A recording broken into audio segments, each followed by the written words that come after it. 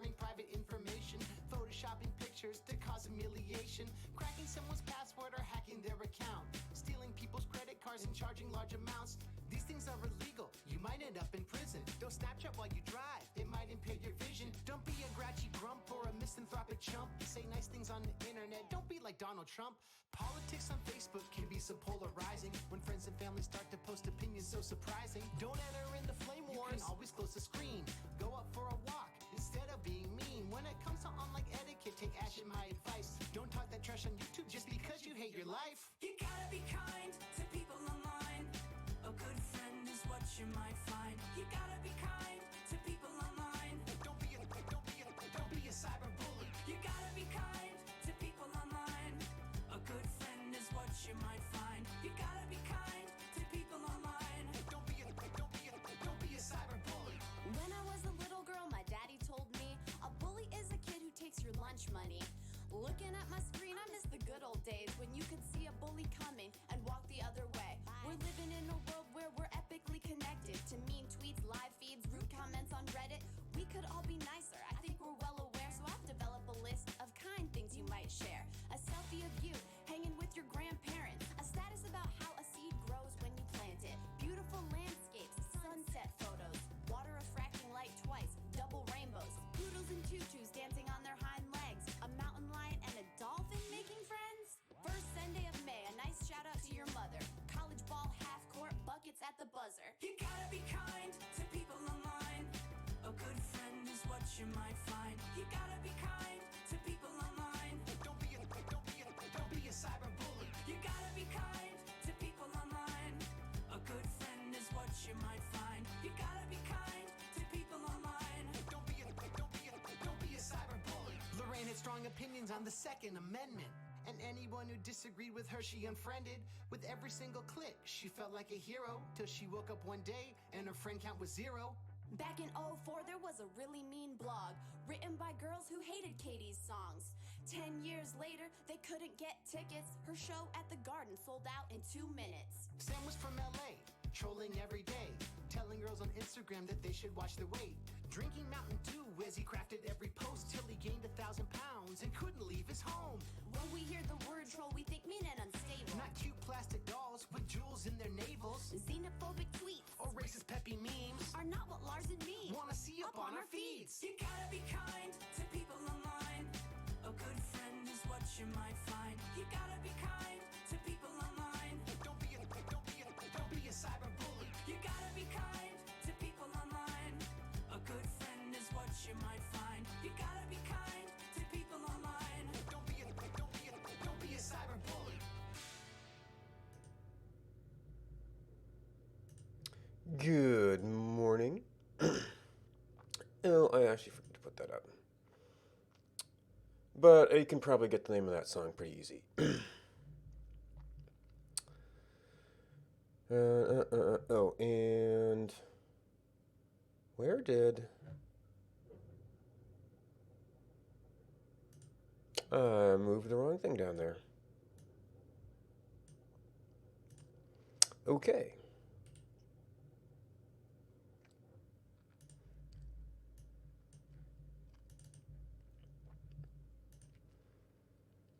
Got a few little windows here. All right, so this thing has been going almost 24 hours, at 3-ish since end of stream yesterday. So unfortunately, I don't think there's any way to save my R session at this point, because killing this not any help. Last time kind of blew everything away and actually made me wonder what code I was actually running for some of these functions. So I need to reset that, try and make sure that these functions have actually loaded from the most recent code. And then I think I'm going to step through this process instead of trying to jump straight to the function, so we can try and figure out which steps are problematic. Because I think I know, but I don't know. Oh, That was actually okay. It wasn't. It was in the middle of some sort of looping operation where it could be interrupted relatively easy. So first of all, I want to do that to save the workspace, which is going to be a very, very large image of the data. But I want to make sure I've got all the code intermediate data and stuff. Just checkpoint it every once in a while.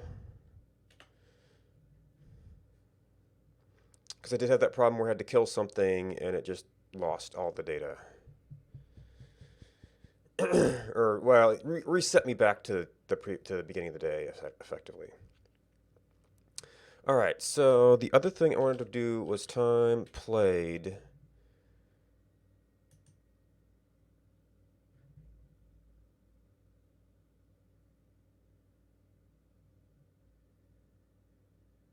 Oh yeah, this was still doing age. Okay. But I don't think it was otherwise. Oh, and it wasn't excluding the current record either. But if that sum is what was printed, well, I'm not printing. But if that sum is what was printing out, it was the wrong number. So files, source that, please.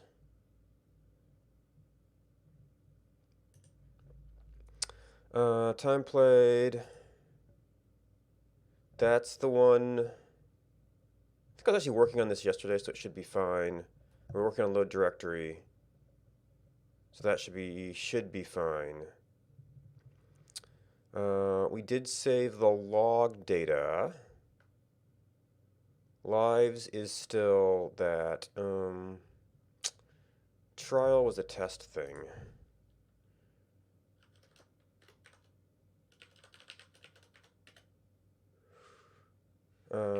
Probably, I mean, test isn't a big deal.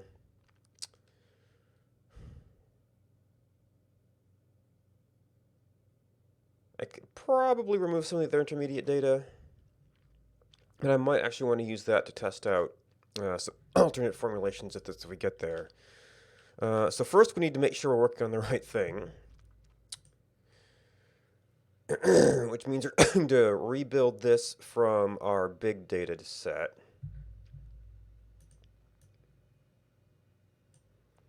Actually, I should be able to open this up. And I think there is a thing. Okay, yep. Okay, so that became a lot more.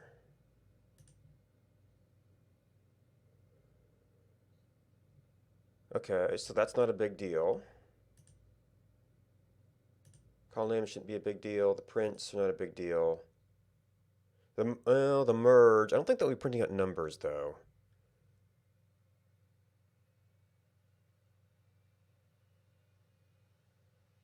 Okay, so the merge was not a big deal. And we subselect some stuff down to lives. Okay, that was nice and fast. Update a few columns because they got X's and Y's attached to them. We've got a G sub. Okay, that's not a big deal. Releveling, calculating lifetime. And now this is where I suspect we were running into trouble. So that is calculating player time. This is birth time, so that's something we can do independently. We got a couple warnings. Birth time minus started, so we could actually do days owned, and then loop back to player time later if we wanted to. So let's save that. Oh, we were able to interrupt this last time, but that's still a useful checkpoint.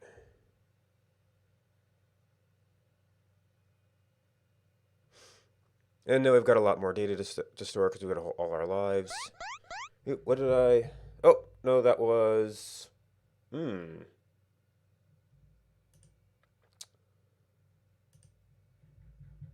Okay, I didn't want you over here, but... no, that is network frames. Hmm. Full screen overlay, content overlay, dropped frame graph. That is, yeah, congested and dropped.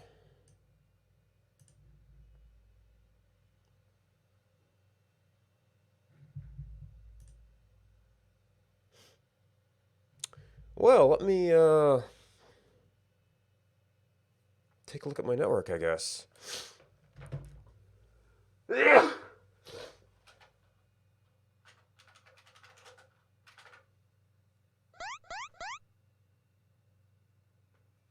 Okay, nothing on the laptop.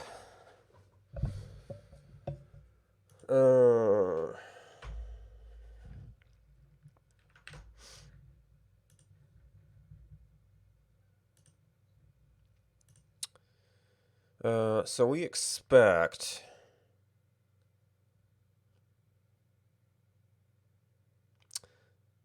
that is more than I should be sending just a stream. The processes have a network.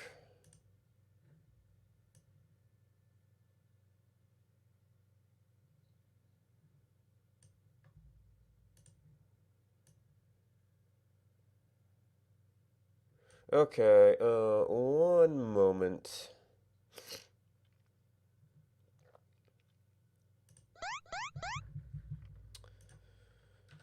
Seems my backup decided to run.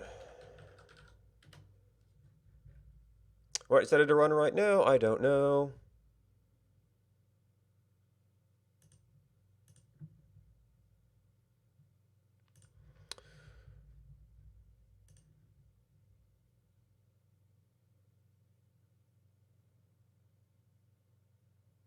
And that should be leveling out. Okay, cool.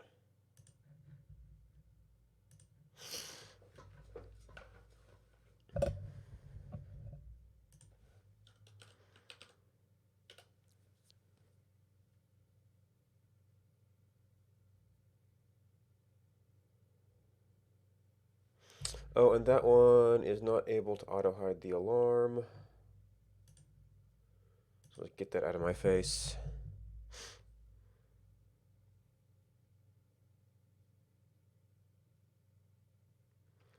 So at this point, we've done everything except this, which sort of, well, this was an older version of it, but that sort of implicitly proves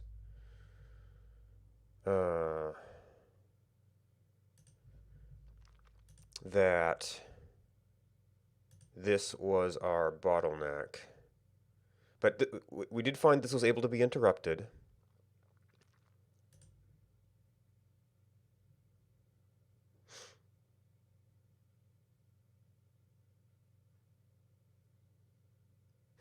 It's not printing anything as it did before. Maybe the loop has a big setup on it?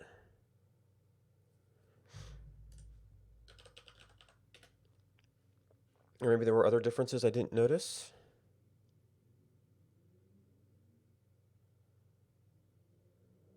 That changed whether it printed?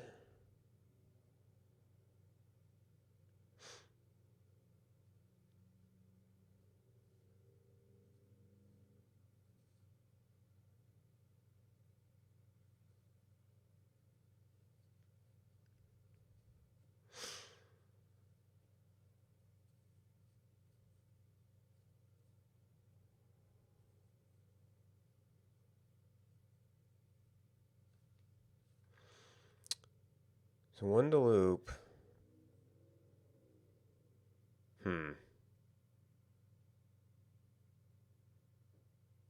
Yeah, I might as well be using just a random variable name here because it's not actually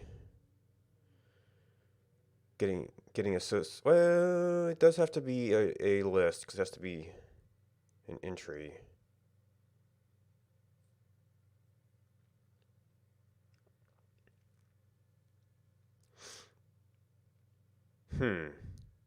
I wonder if there was something I was printing out in the other one to show an intermediate result.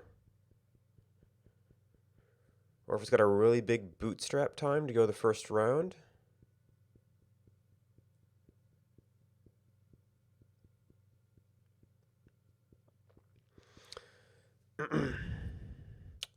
So this is definitely a problem of some sort here. Okay, not getting too hot. So if R is responsive in the meantime,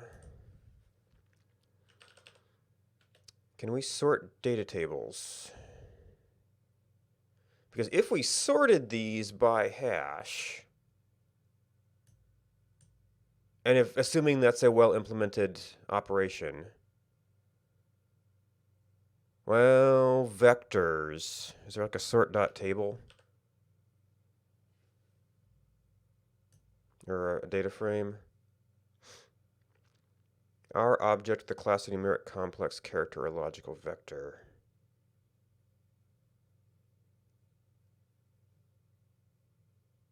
Ordering index vector should be returned as well. Well, if it gives me the index permutation, I might be able to use that to sort a table.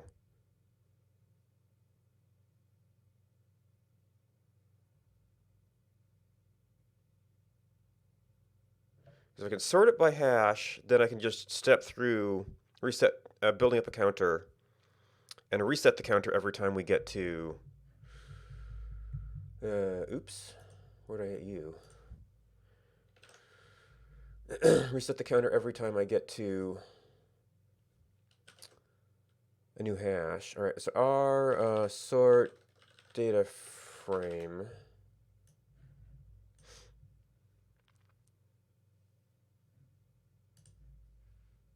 I mean, technically it should be multiple columns.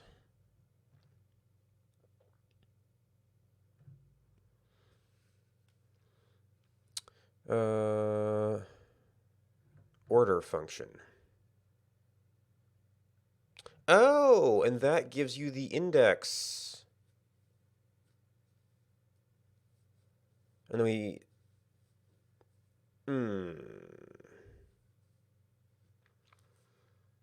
Then you can do whatever vectors you need in that order.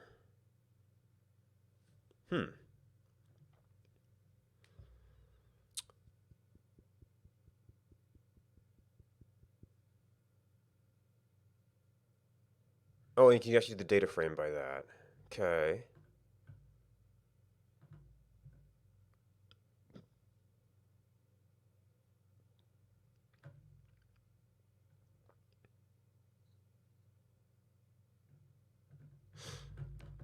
Okay.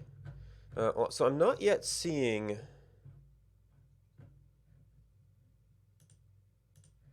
This is still loading for some reason.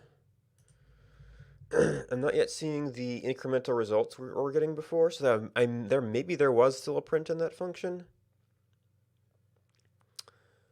This is definitely not fast. I would have to go back and redo this in a smaller data set for testing. And actually, I should probably get to a smaller data set for testing anyway. So is this still interruptible? Yes.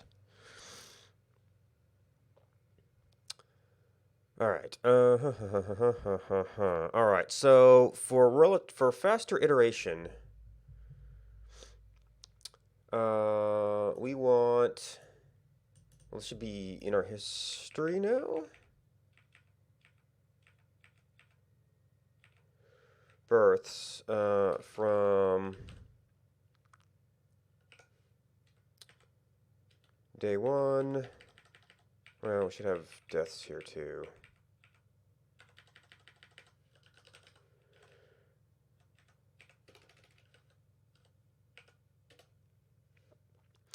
Then we can actually kind of step through this. Sure.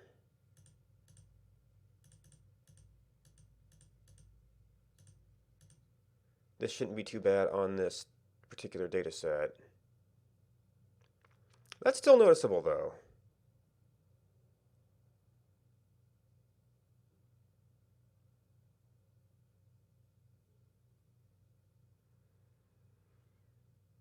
Actually, I could probably just comment this out and then have this function to do data to do whatever set we were working on. Which is probably why I had it printing out at one point to say, hey, we're making progress, really.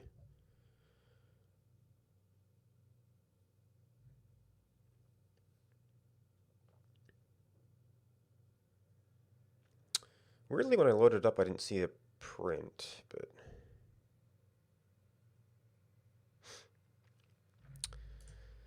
Anyway, we're going to be working on a new version of this. Well, we're going to have to test some stuff in the console, but we're still going to not do this, I think. And since we know more about scoping now, I can actually switch this back so that we could do that sort of step-through thing if we need to. Oh. All lines, please. If we need to. So we think...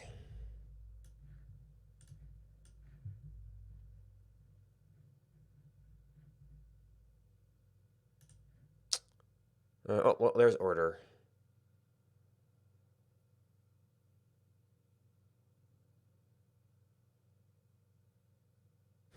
What's with?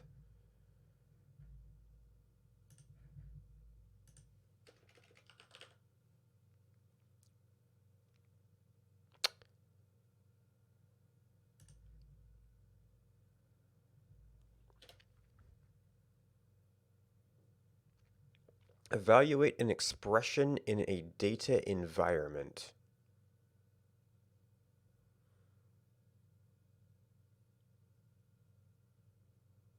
Oh!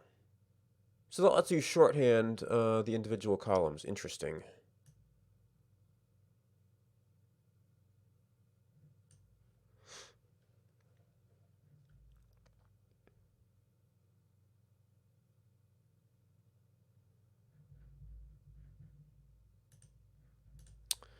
So we think that what we want to do is get the order by lives hash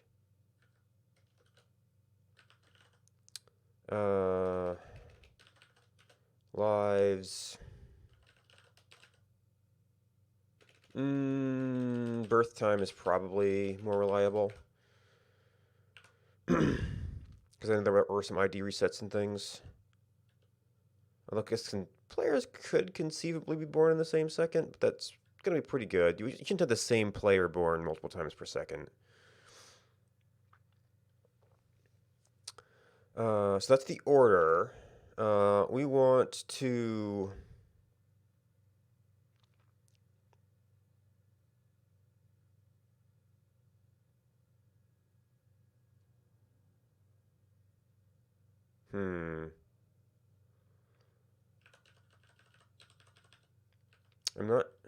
I know that assigning this didn't get propagated, so I had to return it. Do I need to reorder the entire thing?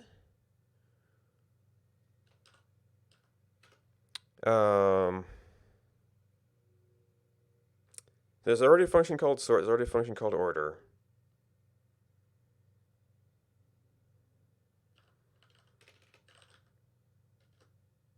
Permutation.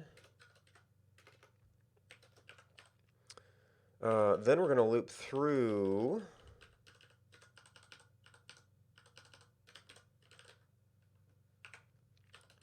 that.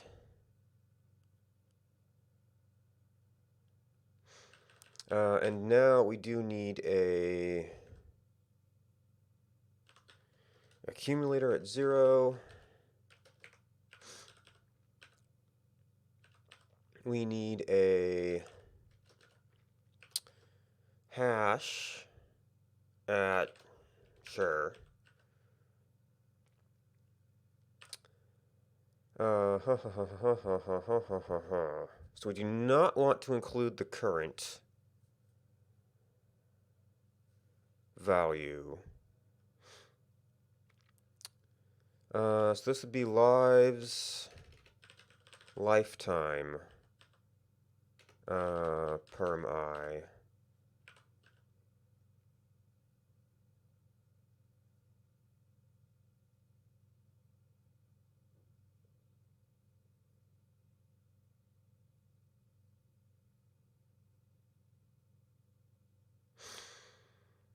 Is what we're going to add to the accumulator.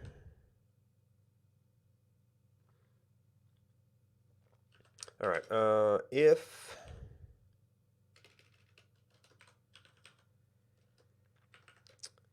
hash equals lives hash, I should probably just do a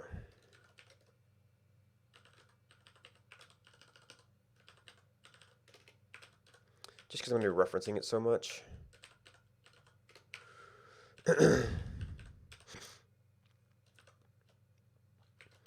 So if it's equal, then lives player time P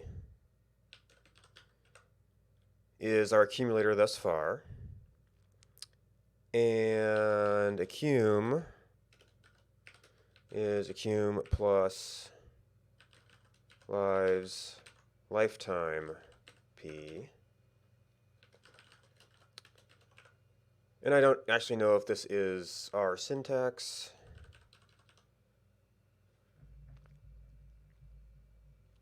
It kind of seems to follow the C-like conventions. Are conditional. Conditional replacement of values. Yeah, I mean, the vector stuff is great, but I actually need a straight up... Oh, if else. Okay, that's a little bit different.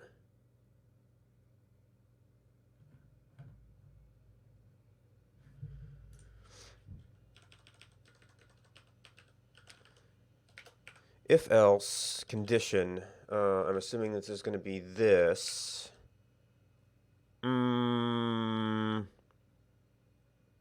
How do I group statements then? I guess a function?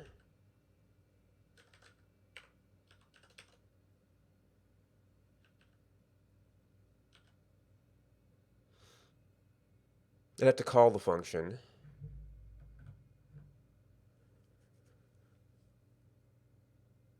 Oh, if else can do a vectorized test. Oh, okay, there is. But do you have like... Well, for loops use curly braces, so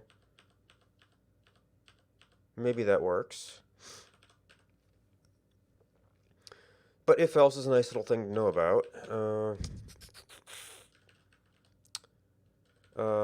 If it's equal, if it's not equal, then we have a new person. Accum is 0, and our player time is... Oh, no, accum is still... So this is regardless.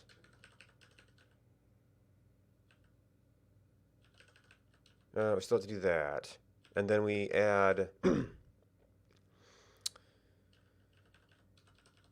player time. That's economy of statements. This could actually just be that.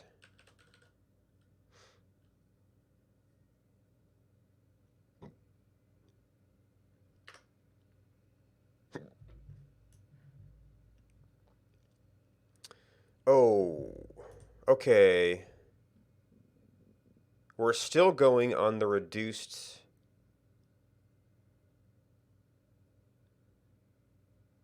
No, wait. Oh, well, I didn't construct lives out of this, I guess. Oops.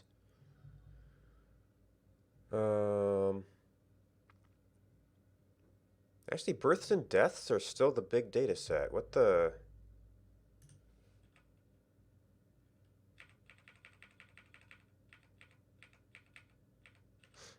births. Day 1.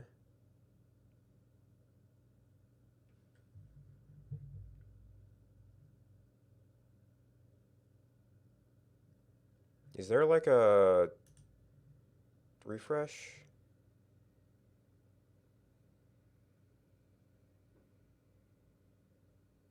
Oh, because I'm indexing logs, but by...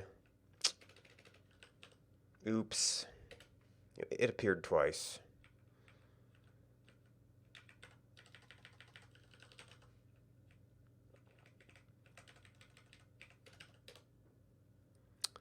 All right. Then we can step through this stuff.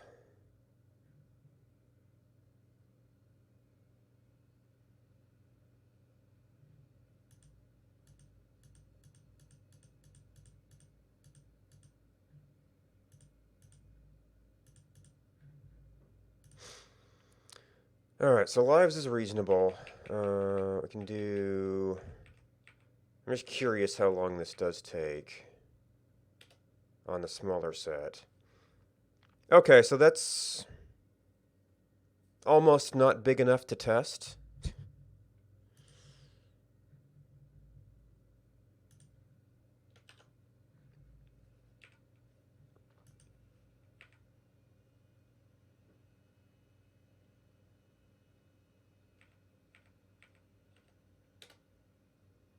Well, that was definitely faster.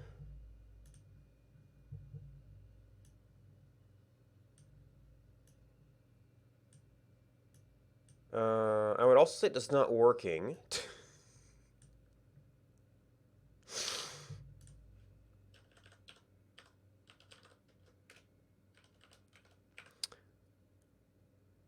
Print P. Can I do like...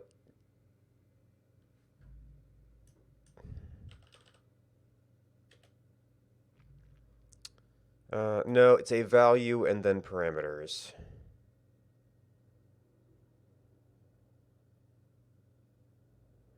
I guess what you could do is you could construct a list of P... Oh, I'm not updating hash.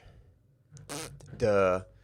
If it's not equal, how about we say hash is... lives hash.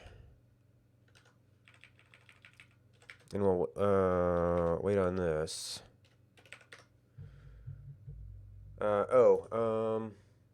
Okay, it does reload. Ooh, doesn't like that. Oh. We do want you. Lives player time. Oh, we lost our closing brace somehow.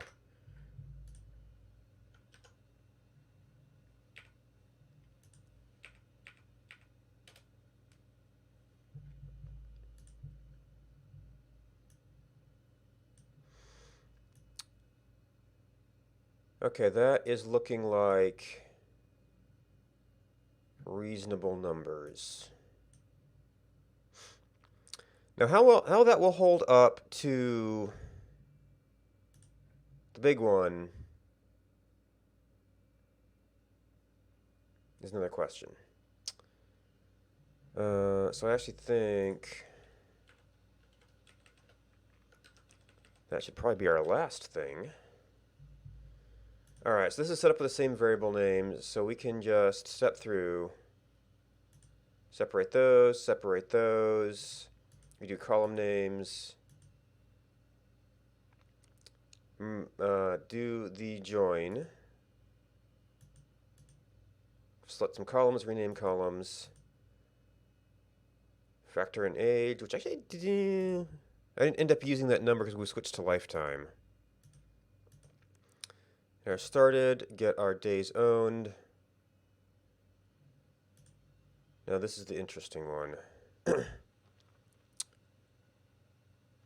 I have no feedback on this, and it is a loop. Of course, I just destroyed my test set. Well, if it's going to be an error, it's going to be an error. So, if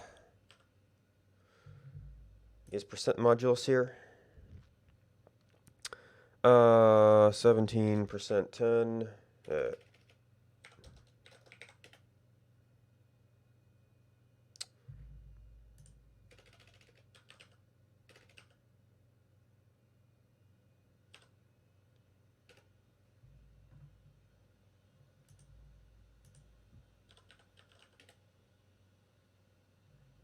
Arithmetic operators, okay. Oh, no, that's the plus. Actually, well, okay, fine. Arithmetic operators? Oh, that's not find in page. Okay, fine. We'll do this old-fashioned way. R percent. Okay, cool. If I percent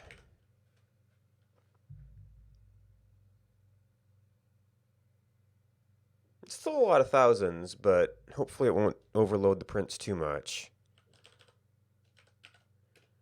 Print I. Actually, I don't know if that works without brackets. Okay.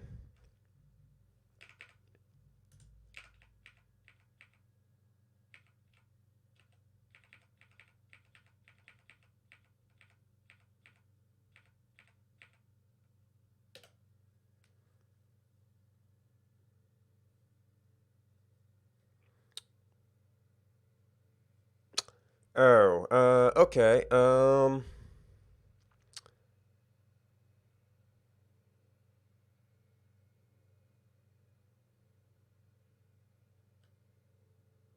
DataFrame.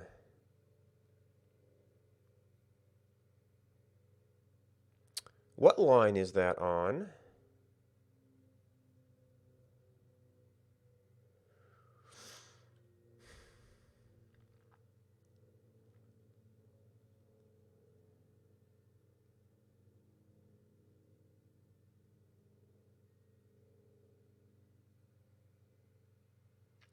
I might have to do like lives and player time.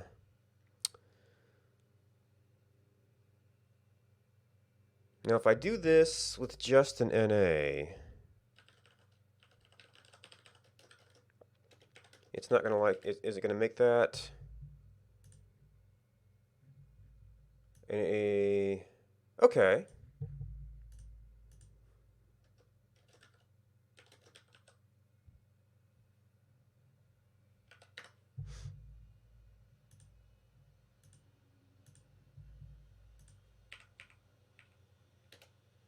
Yep.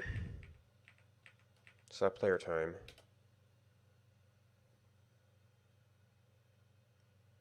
Oh, I didn't actually put a test in. It's definitely going faster, though.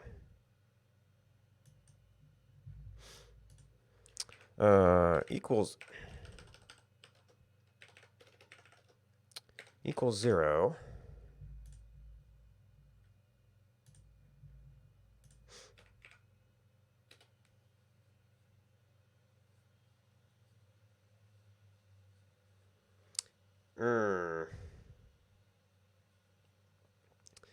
That's still not zippy.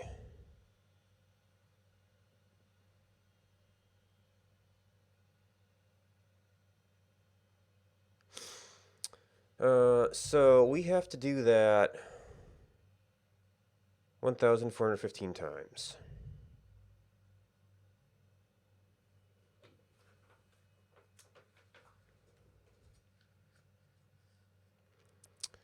And this is only for one server.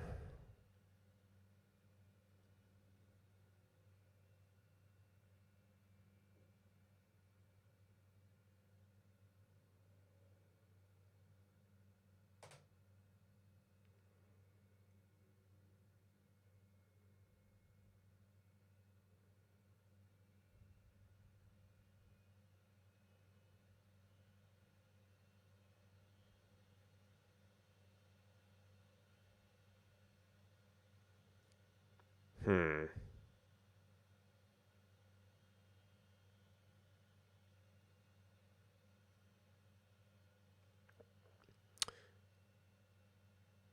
Oh, no, that's total time. Okay, so we're looking at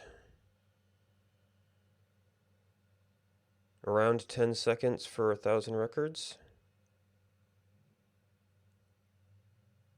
I might have missed one there. Yeah. 9.5, 10 seconds. 10 be easier to work with probably, so that'd actually be a second per 100 records.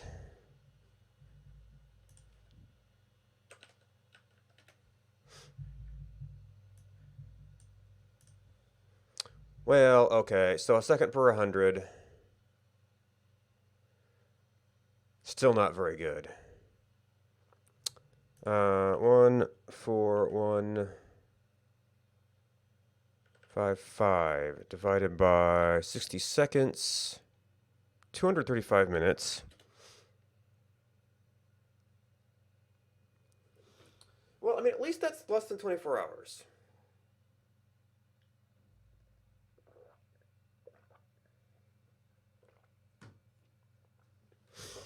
Still might be worth investigating some other techniques, though.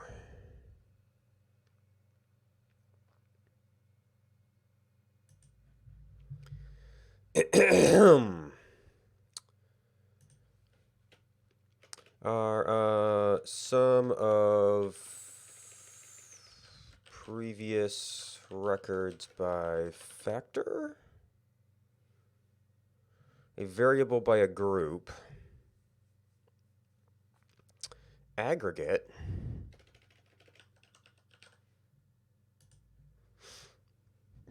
It's the data into subsets, computes summary statistics for each, and returns the results in a convenient form.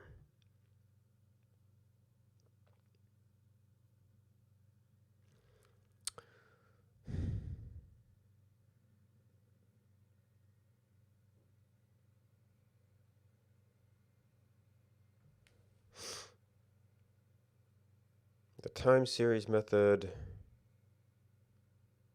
DataFrame. The DataFrame method. Non-zero number of rows. Identical combination of the components of by. Fun is applied to each subset with further arguments. Well, okay, so I could use that to collect all data that is... And this takes long enough that I'd want to do a real run off stream anyway.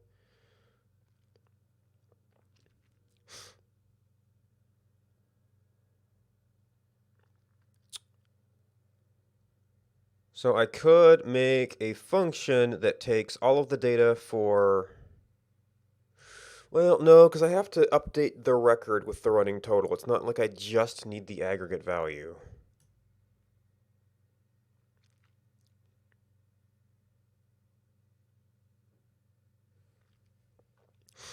The variables in by and x.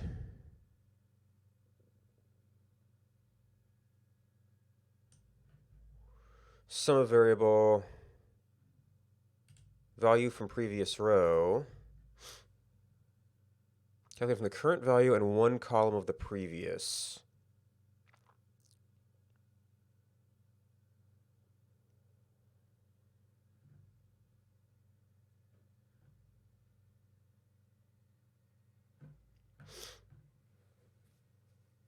Shift. Interesting, but I don't think that's exactly what we need. Although it might.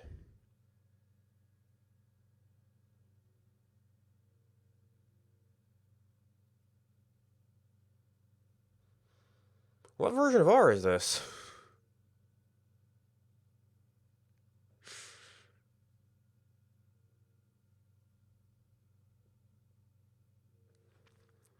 Fast labeling of takes a type argument.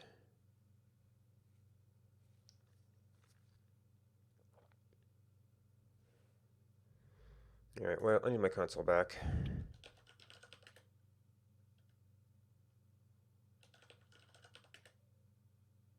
Nope, that's just a search. Yeah, so I keep seeing these. Okay. Our version 351, 2018. Our project.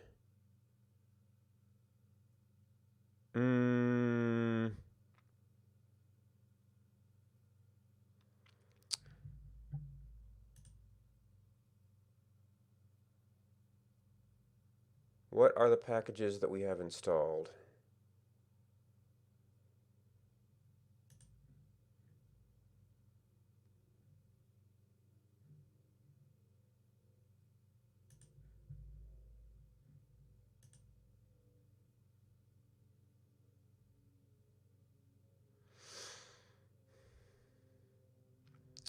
Show packages. System library.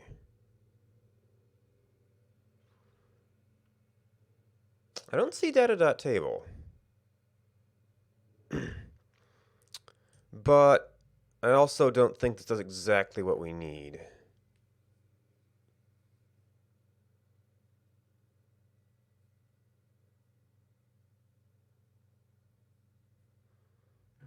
And that's row shift, deployer.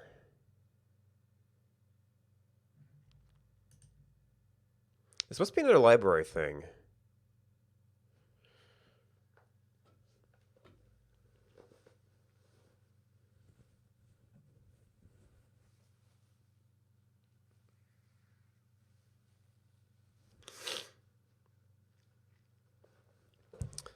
.I minus 1.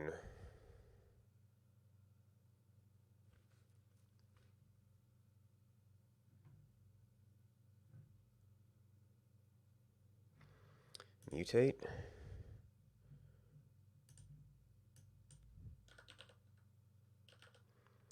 Must be another library function.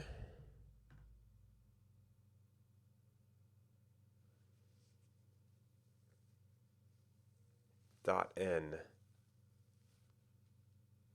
Which is not in your answer.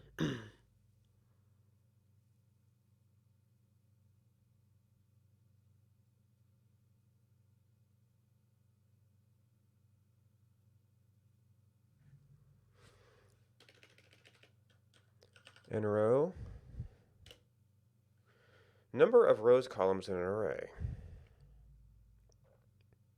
Create a new column. Number of rows minus 1.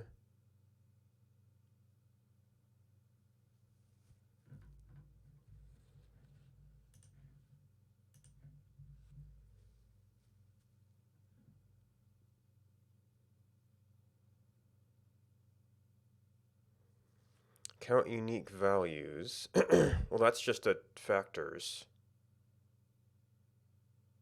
Row and column sums and means.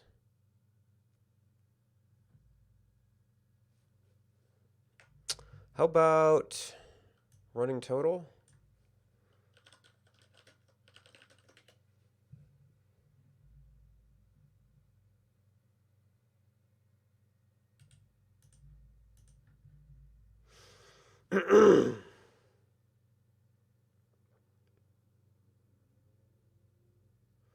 Cumulative sum of the value. Okay, so there's a cumulative sum.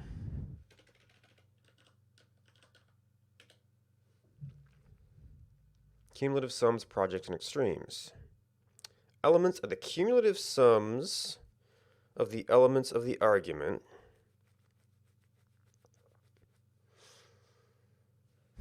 But you have no further parameters.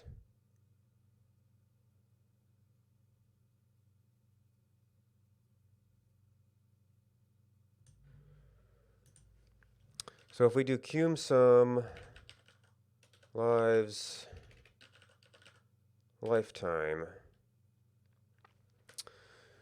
we can calculate that very... How are we getting negatives?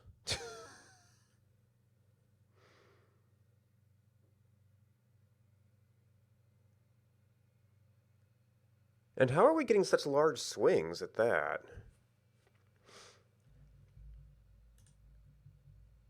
Did I have an oopsie in my calculation here?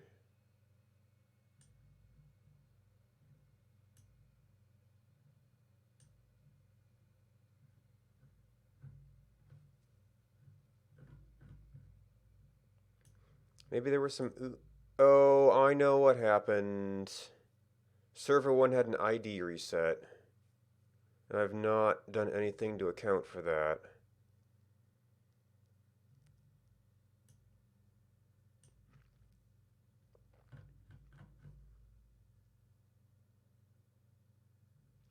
Still, I wouldn't expect that. Well, I don't know how well this is sorted.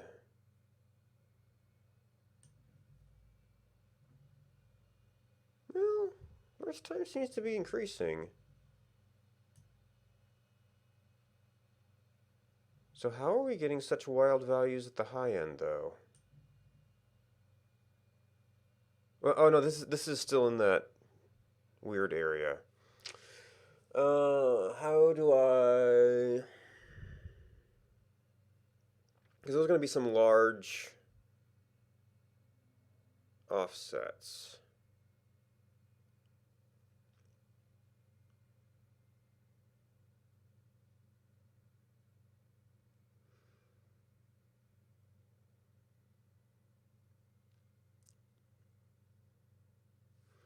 So I can do a cumulative sum in a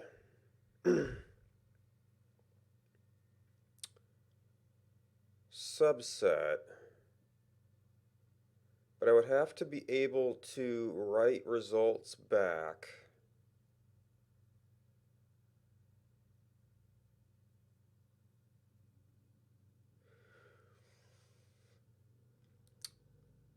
If I could subselect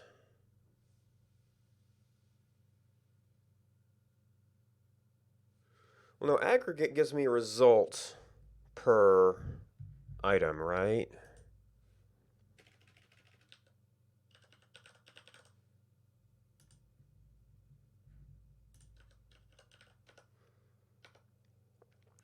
Aggregate. Now, is this the data frame? I think. Lives by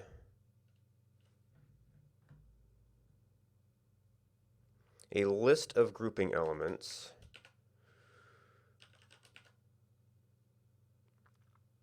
This is grouping elements, not necessarily ordering.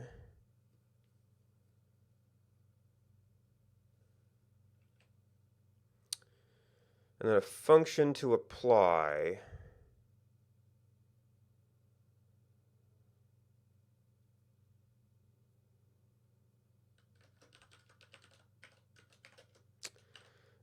And we need cum sum of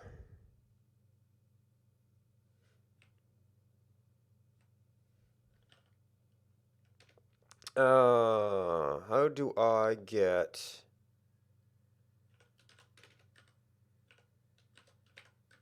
1 to 10?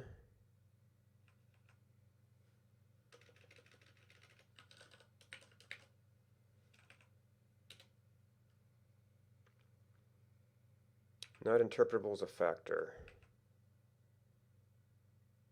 List of grouping elements. Each as long as the variables in the data frame.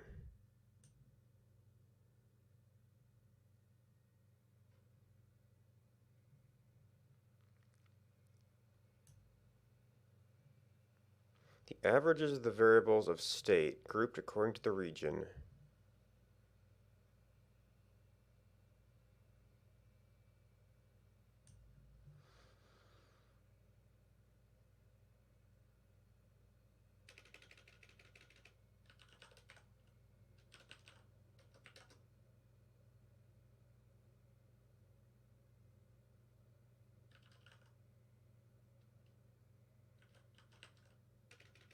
Oh, no,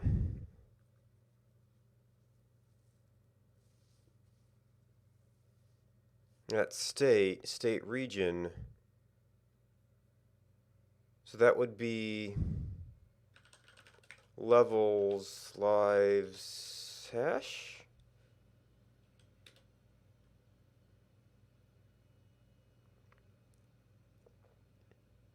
Arguments must have same length.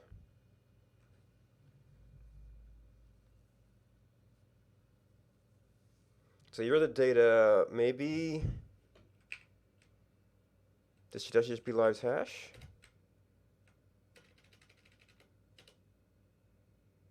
Arguments must be same length. Oh, right, because I only did 10.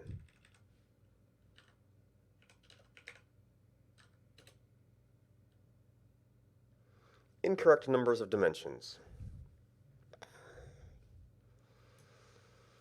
Do you have examples with actual data?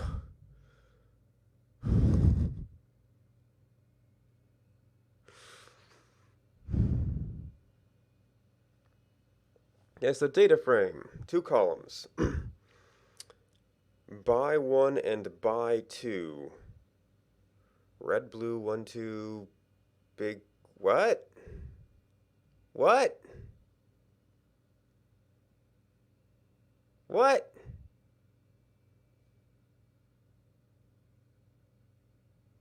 Even.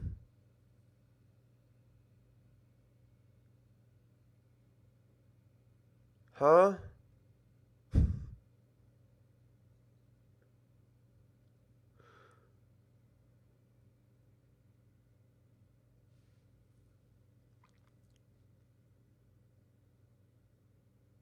That's still straight up list without a name, though.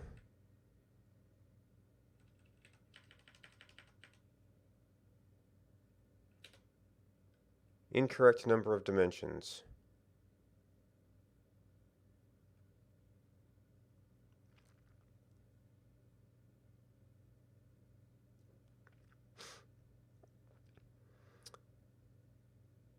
Okay, and formula I just don't know about.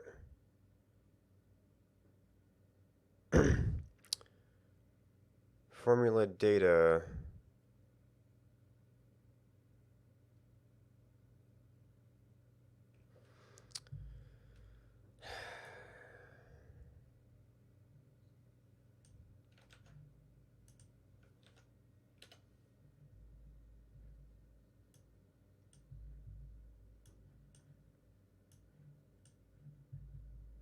Aggregate sounds like it should be the right thing, but you can't make it run.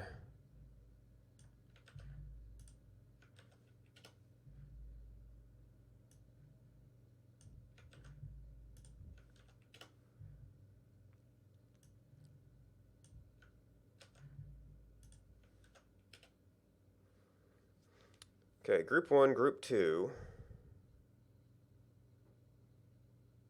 Fun equals mean.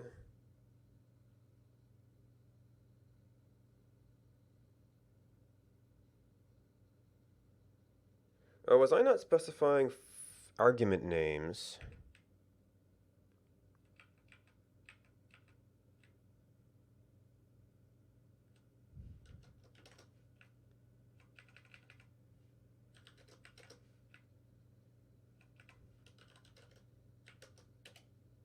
Nope. Incorrect number of dimensions. 1, 2. 1, 2. Oh, it's 95, 95. Big, damp, blue, dry, red, wet.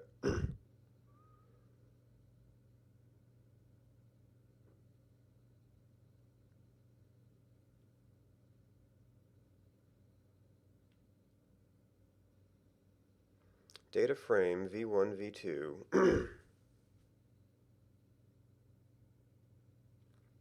Red, wet, 111.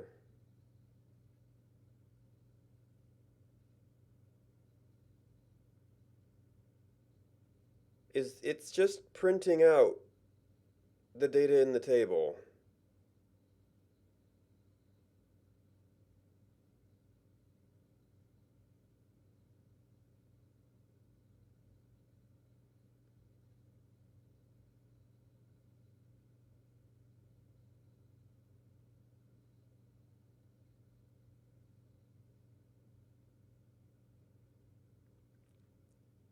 Okay, it's ignoring the NAs. But otherwise, it's just printing data.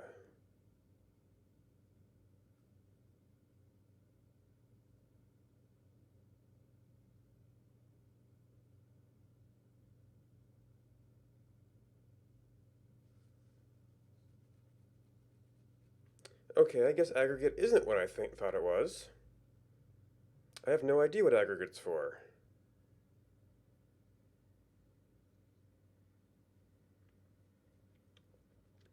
Fun equals weighted mean.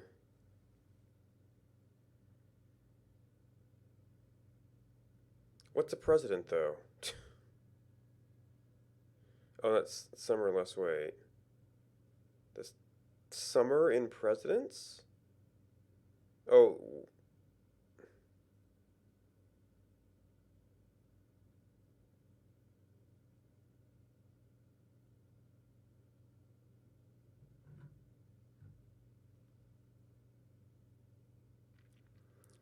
New number of observations per unit of time.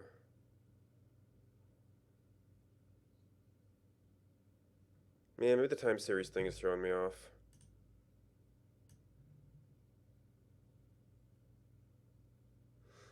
Alright, we know we've got CumSum, but we would need to get CumSum by... Was there a function we ran across for that? It would either be in notes.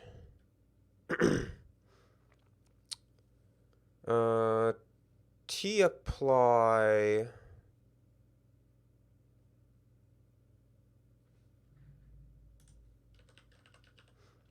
T apply to lives, lifetime, lives, hash of CumSum?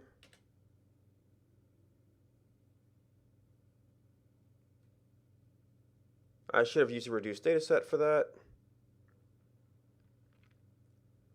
So it's giving me a lot. Oh, right, it's cumulative sum for every row.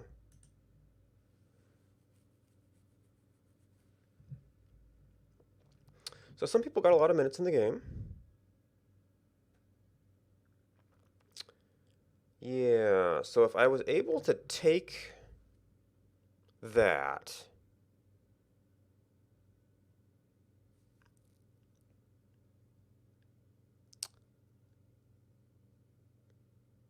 and properly associate it back with the records.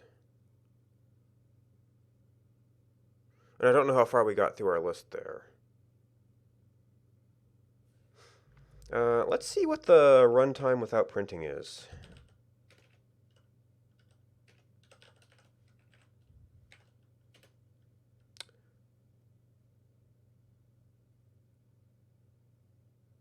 Okay.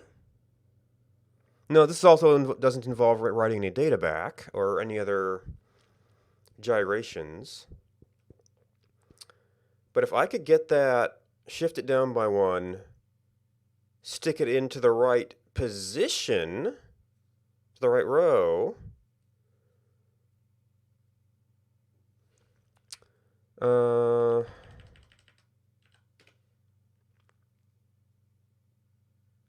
this is printing incorrect number of dimensions.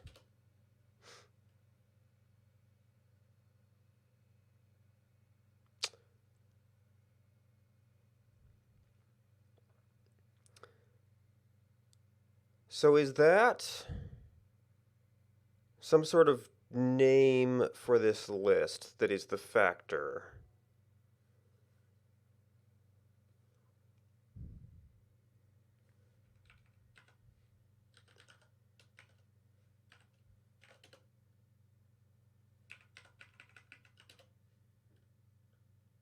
Yeah, okay. So our one and only dimension is named that.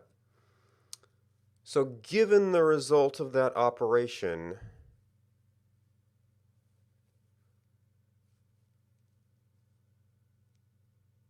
could attempt to invert that back. Yeah, merge wouldn't really work because you've got one row for everything. I probably also still need to do the permutation.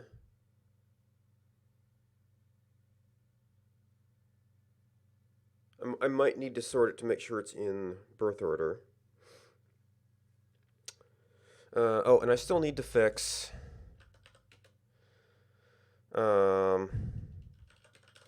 server 1 player ID reset.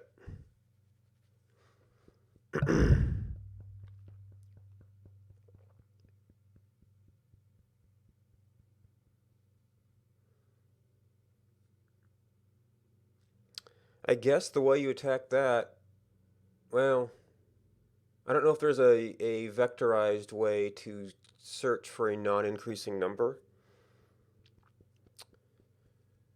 Okay, so tapply is nice, but how do we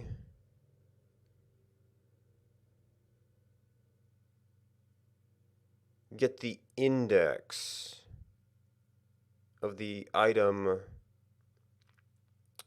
that got passed in there?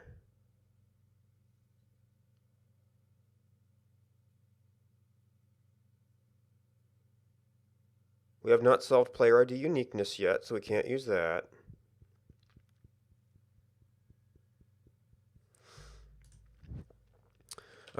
We had used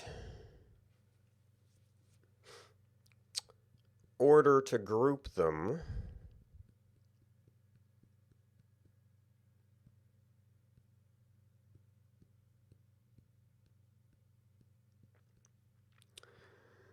And this is only a single column, so we can't really use associated data. We can hope that it's in the original order, which should be chronological order.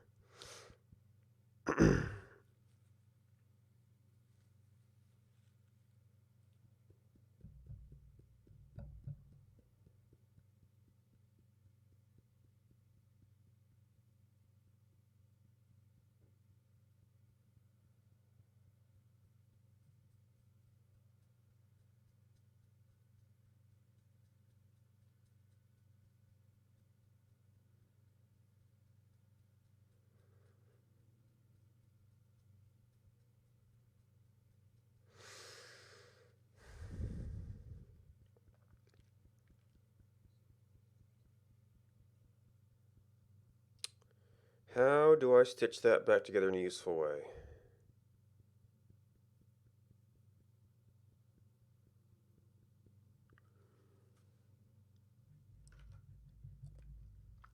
Well, we know it's called CumSum now.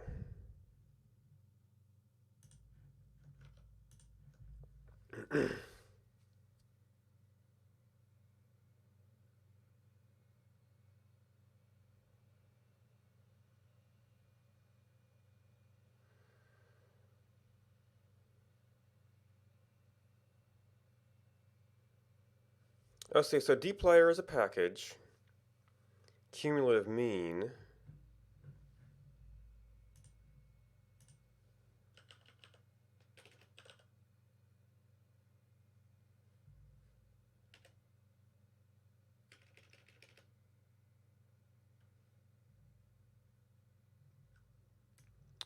So these are installed packages.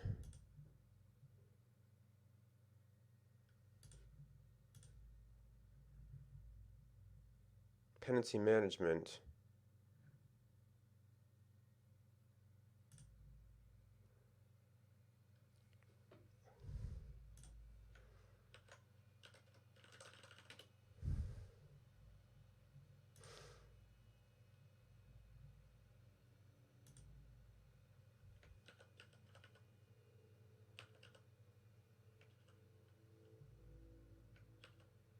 dplyr, a grammar of data manipulation.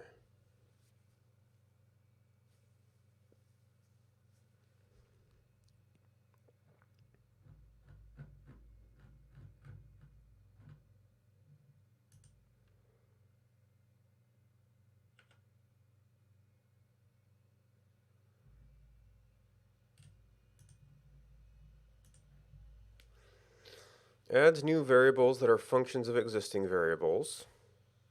Okay.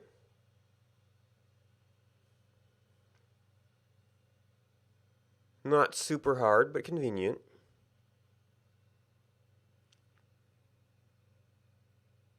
Picks variables based on their names.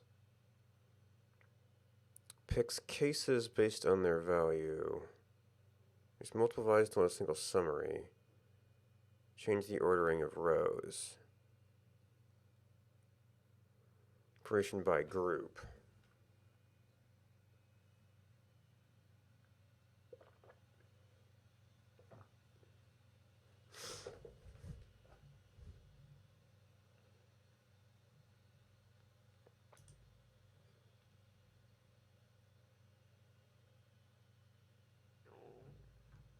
Examples?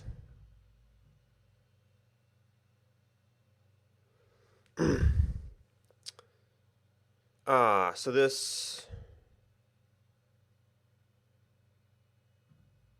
Okay, that could have been used... yeah, okay. Based on their values. Filter if, filter at.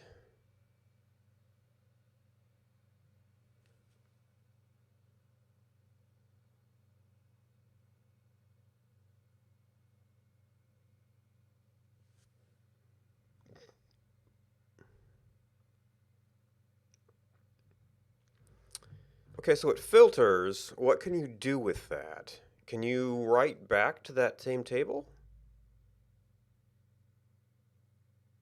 Single summary changes the ordering.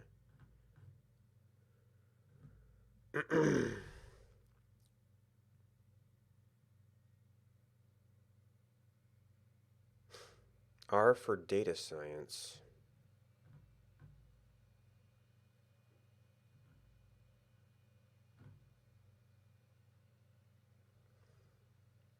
Okay, that's nice.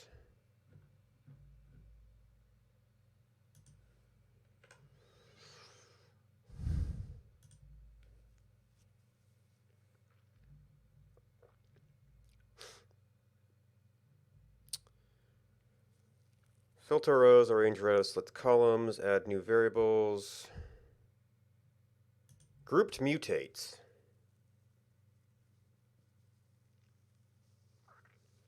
Worst members of each group.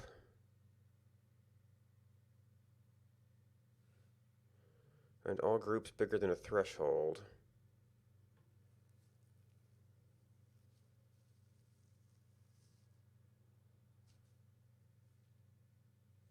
Okay. Group metrics.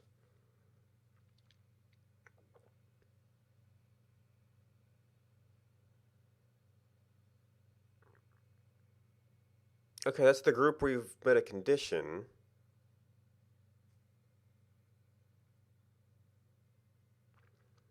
They add a parameter, but you'd have to iterate to do a... This isn't a group by. This is just, we filtered to a condition.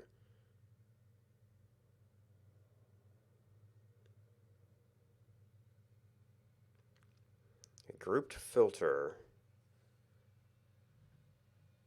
It's a grouped mutate. I guess filter is a kind of group.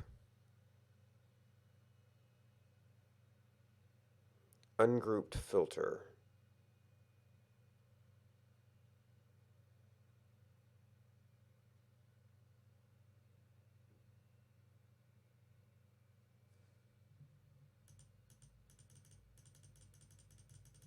What does this mean?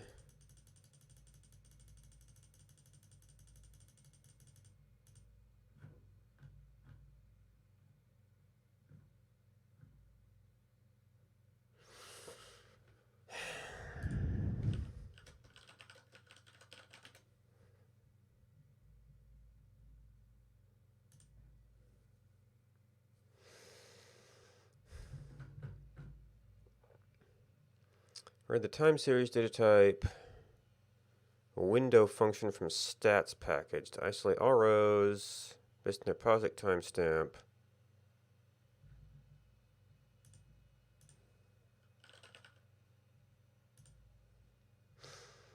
Extracts the subset between the times start and end.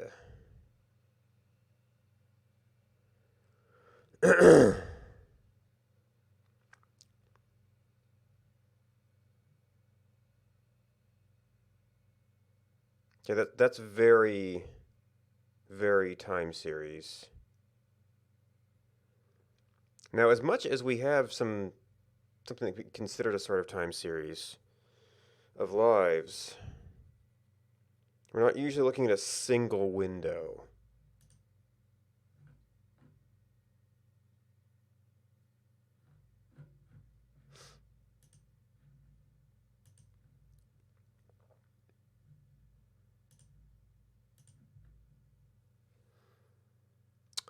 Oh, dplayer has a cumulative mean. But that's just for a value. We've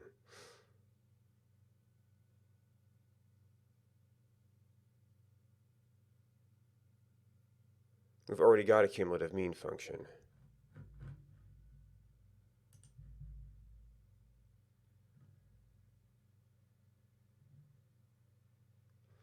Cumulative column to a data frame.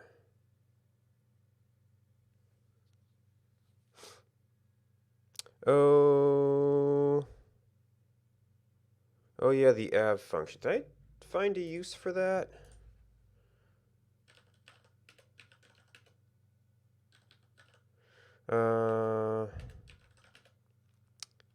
Yeah, started.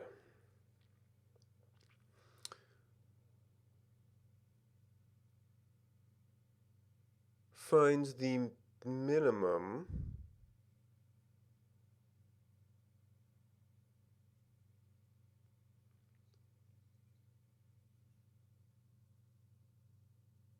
That's a single response.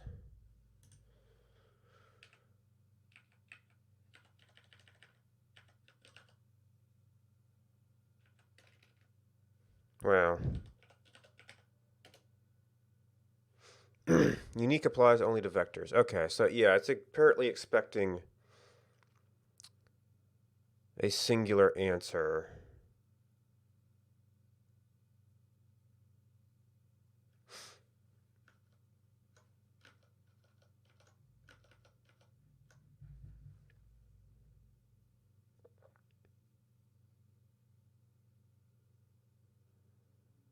No, wait. Av value ID.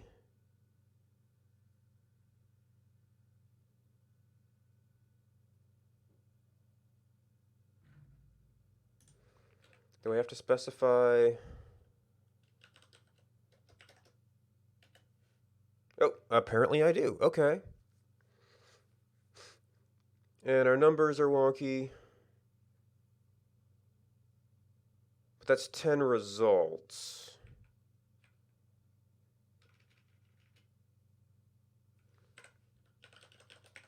How many results did this get us? Okay, that is...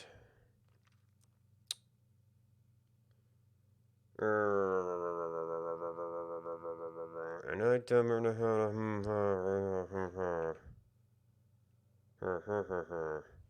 well, we've got the entire thing. We can do...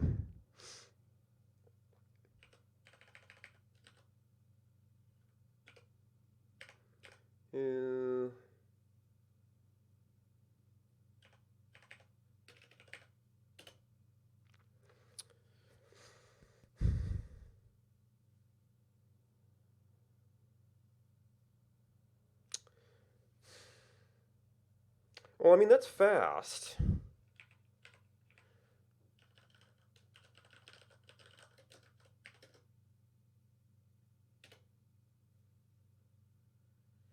Oh, I left the...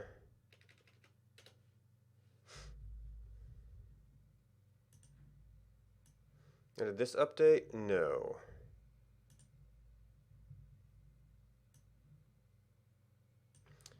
Okay, so these are all messed up.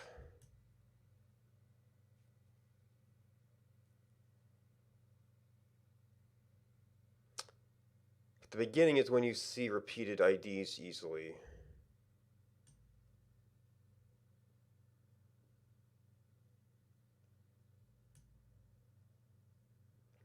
And I wish it was less science notey. Oh, wait, we got two very similar numbers there.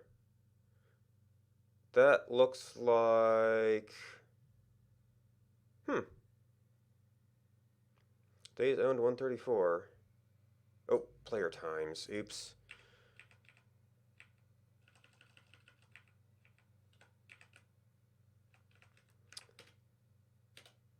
How do you remove a column from a data frame?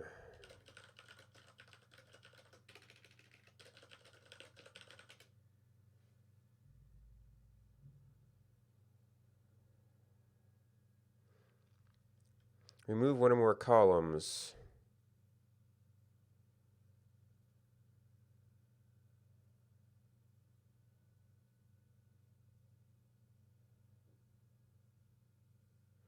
Subsist.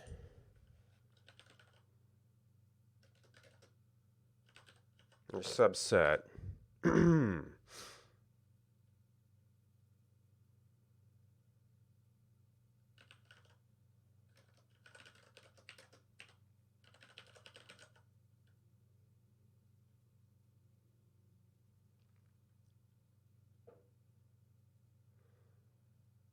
Does that work, or is A supposed to be a variable?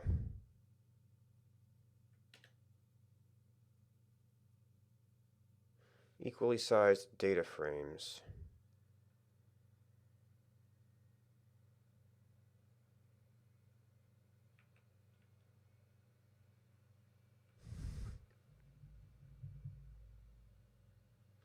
Well, I mean, we can figure out.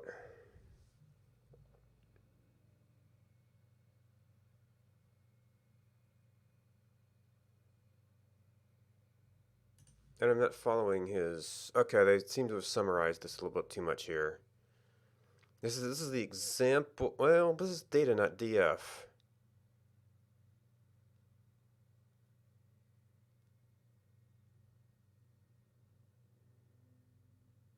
Column names are known. Yeah, but this is ABC.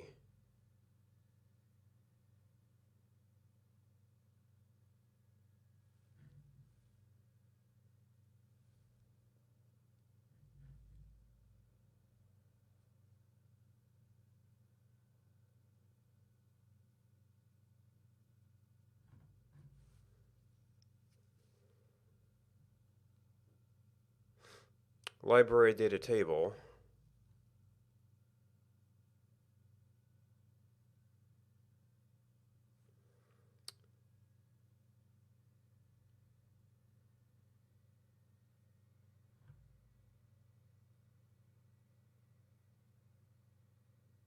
Remove the column and store a variable into another variable. What?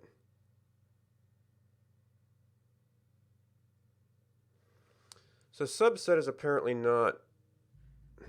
Oh. Oops. That was just syntax error.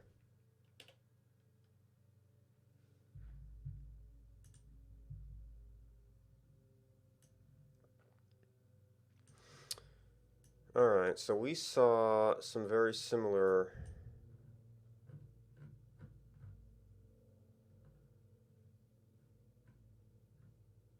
I guess it forces that column into a certain scientific mode at some point.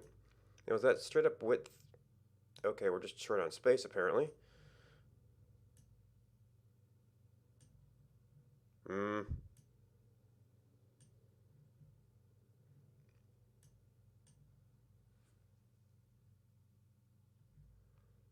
I can't actually make this larger.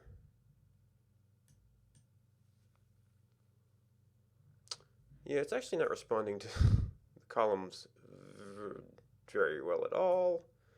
That's, oh my gosh, that's Terrible. Anyway, these are very similar numbers.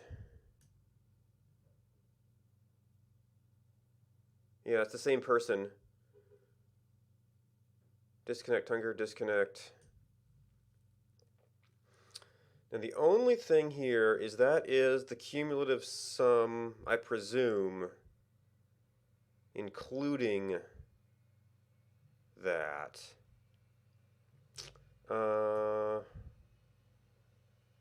Can we select?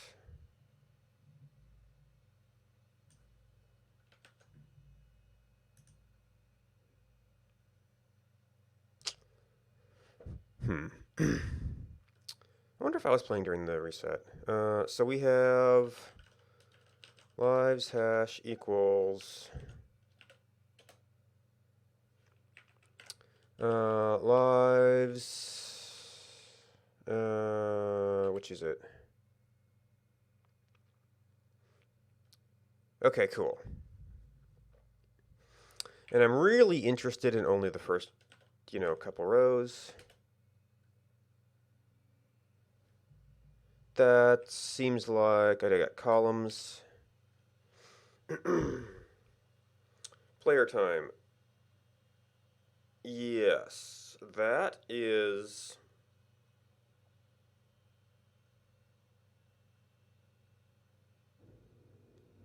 So this is where I need something like shift. So I need a function that takes the cumulative mean.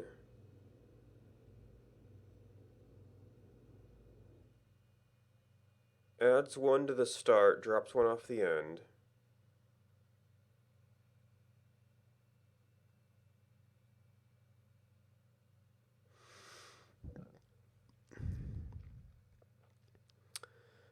So given a, well, even easier.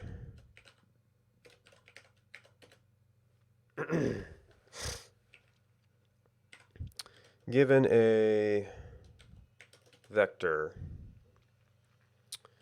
we want vector with minus length vector, drops 1 off the end. And now how do I prepend? This should actually be just like basic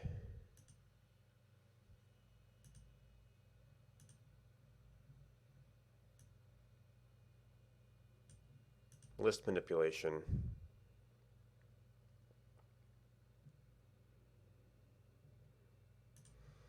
Numbers and vectors.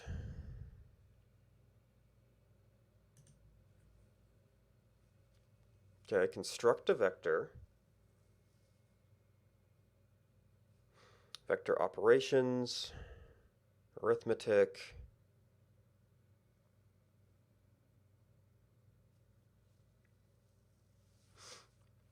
regular sequences,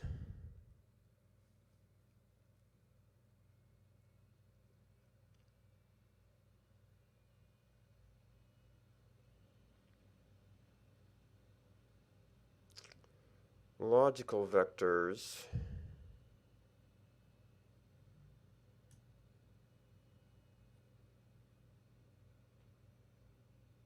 oh, does C actually append? I assumed it would add that as a,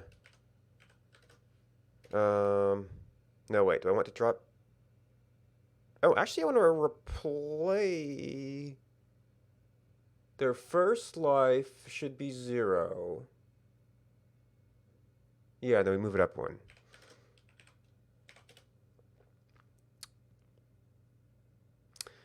Object is not interpretable as a factor. I don't know why it should be. But their example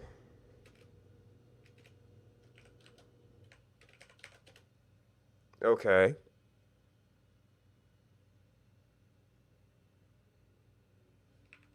I guess NA is special here? No. What? Oh, did I type a capital C somehow.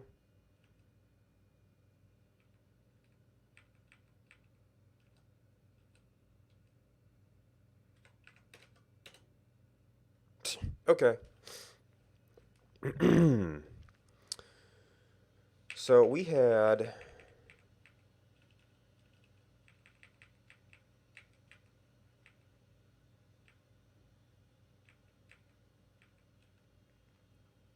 that, and our function was cumsum. So we want to do function of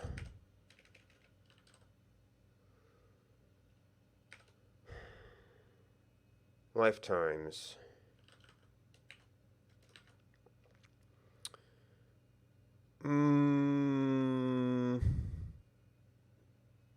I need the length of the the length of the result is going to be the same as the length of the input. So C0 cumsum times negative length times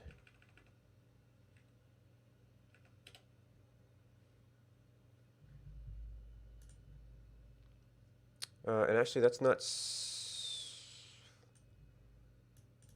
yeah, that's showing it as a 0. Okay. And we had an example before where we pulled out the first couple entries of some player. Yeah, prior time.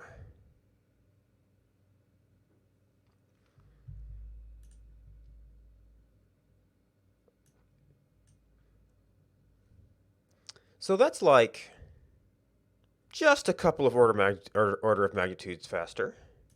Just a few.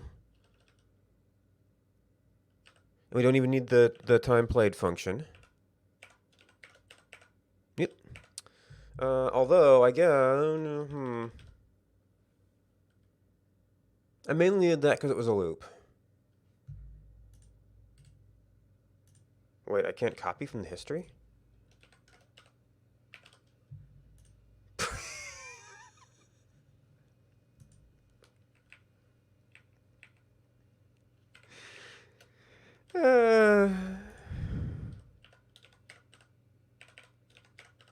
Operation not supported.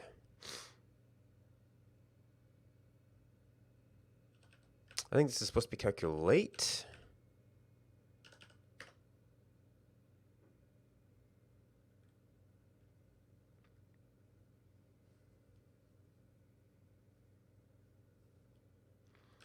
And this got a little long.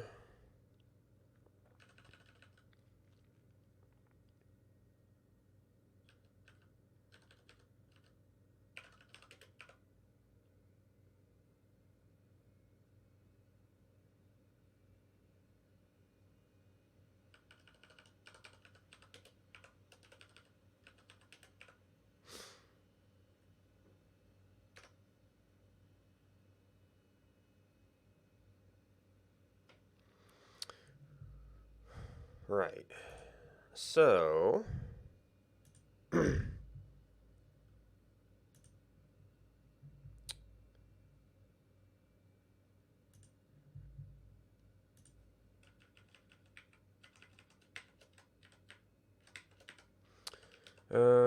derived lives of logs.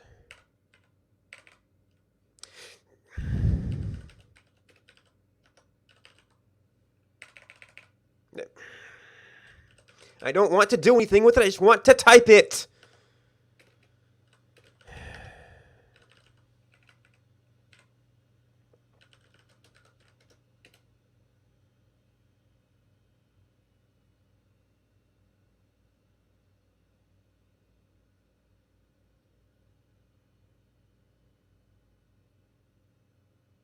Interesting.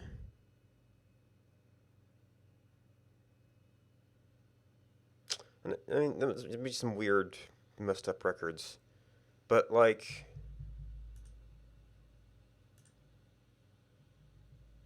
we just replace lives. Wait, where's... There's player time.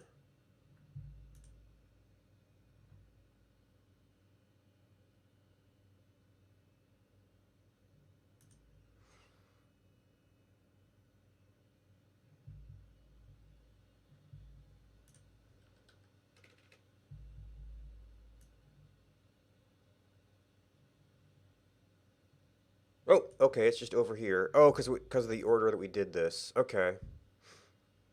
Right, lifetime player time, started days owned. All right, so now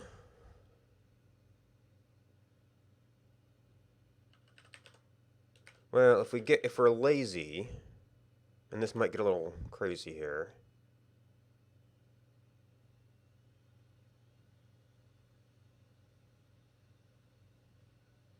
I should probably bucket the data first. Oh, I should have saved my data frame, but we've got source code. Speaking of source code,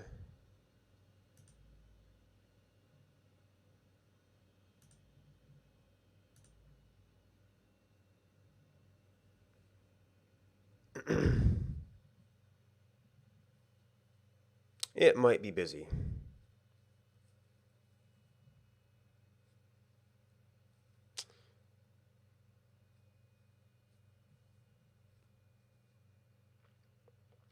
I probably should have cut down on some of the columns. Because, I mean, some of these are actually not useful right now.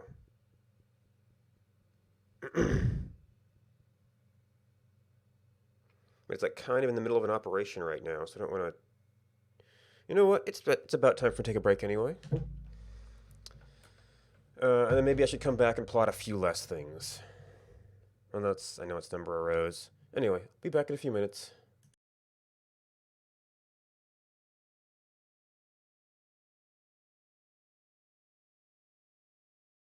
So we can... Oops, Luxtra got sucked up. Well, isn't that inconvenient?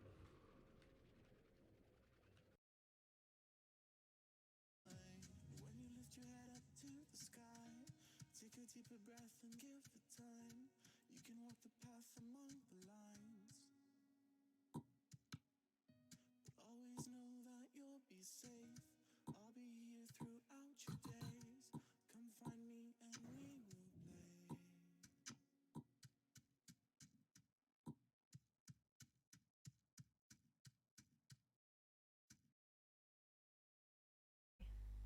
Todavía no se despertado. A ver si. Sí. Vale, yo lo veo bien. Vale.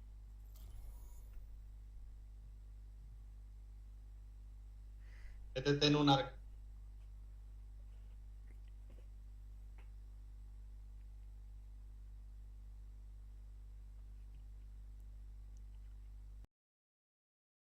One right there.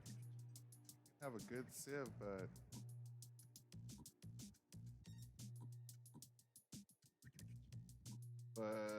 one of them didn't have a home marker either, so you know. Oh, that's what I was saying, is that you can use the flint. So instead of wasting your precious stones, these precious things that are going to be wells someday.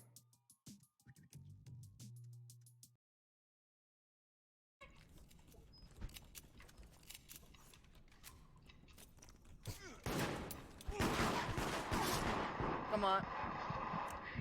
Danger, revive me.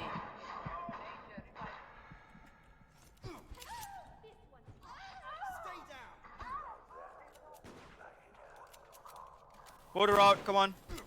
Vote Lisa. Lisa! No! Vote Lisa. Dude! Danger! Danger! Vote Lisa!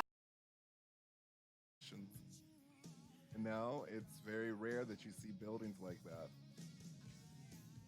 It's rare, yep.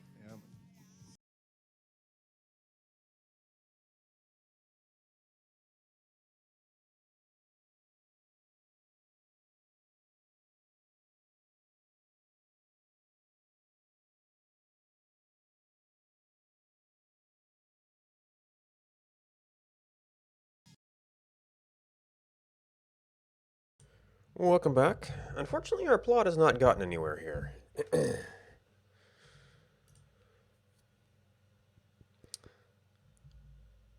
So there's a couple of things that are not like the default plot doesn't really do cause of death well. Parent is not useful. Gender, it converts to numeric, so it's actually not useful. I mean, you might be able to get some kind of pattern, but hash would break things down by player. Birth time and death time is probably not useful. Player ID. Oh yeah, we like exploded the records where there were resets. Looks like there's been 3 resets, maybe? Well, that at least gives you some upper bound on... Well, it's too busy to show me stuff right now.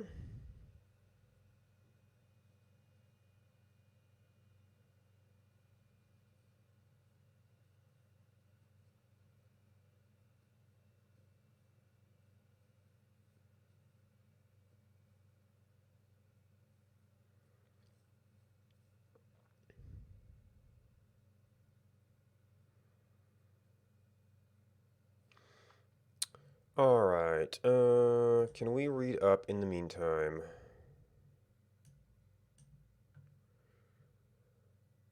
Basics of how we do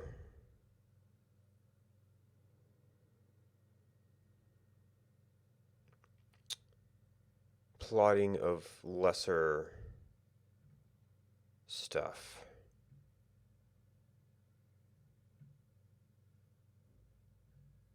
Or of subsets.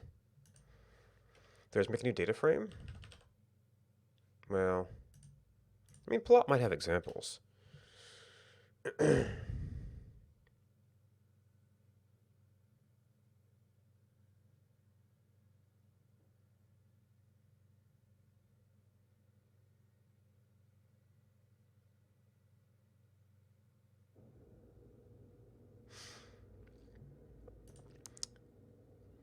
Alright, this is taking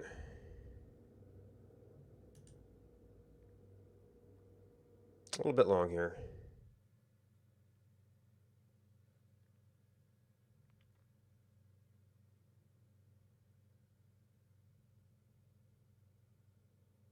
Unsearched file changes, workspace objects.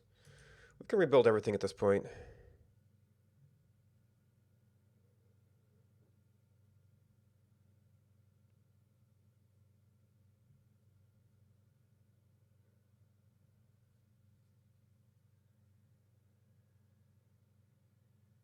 Workspaces are really convenient. That's why it's nice to get stuff out to functions.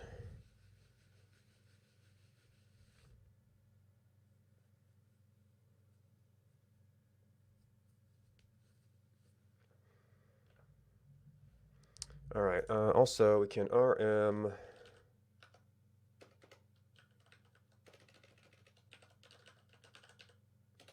time played.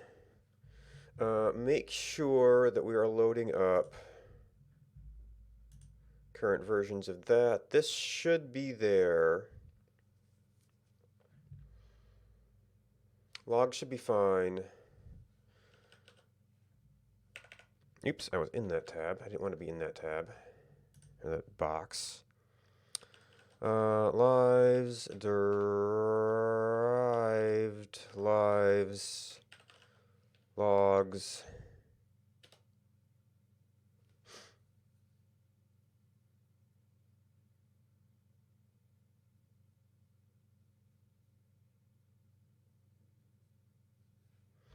Alright, now, it's the only way I know how to checkpoint my workspace.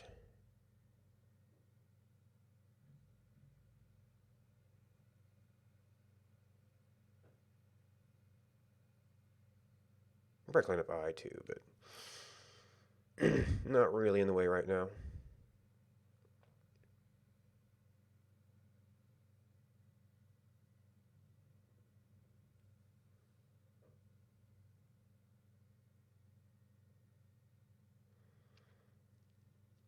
And I could probably clean up like births and deaths, and I haven't really used day 2 in a while. Big Lives was an intermediary thing.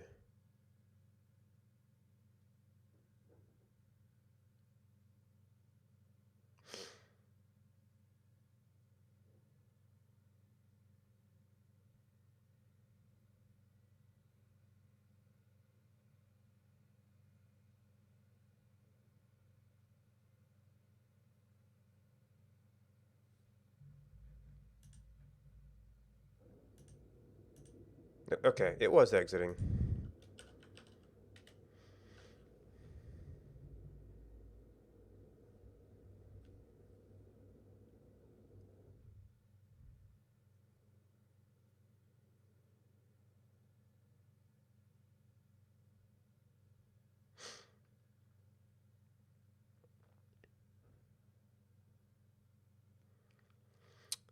So now, for RM multiple things, do I have to pass it a vector, or can it just take multiple arguments?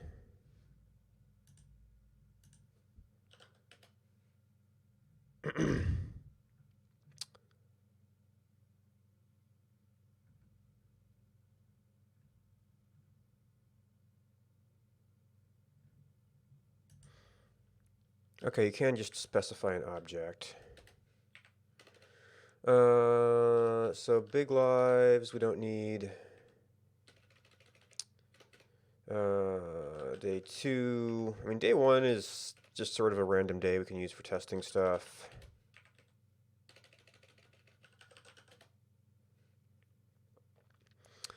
Okay, so logs is our source. Lives is our result. I haven't really used test data in a while. And let's checkpoint that again. It's a little bit less data.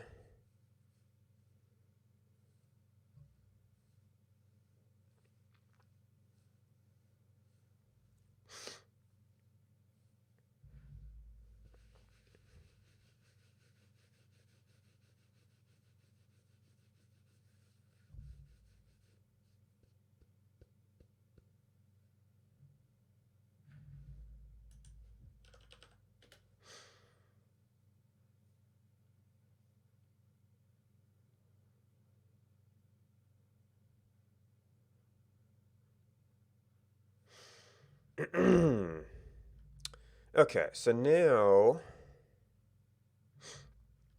well, the things in particular we were interested in. Oh yeah, and we want to find examples of plot.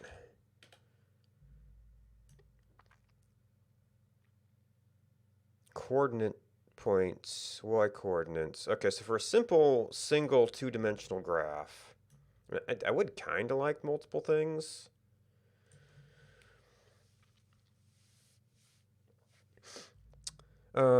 So can you do like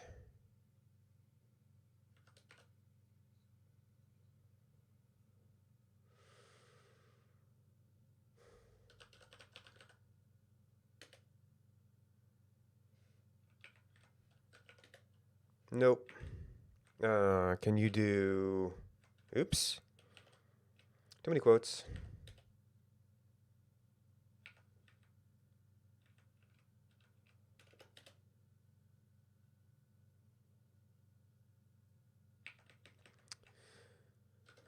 Okay, so that gives us a time.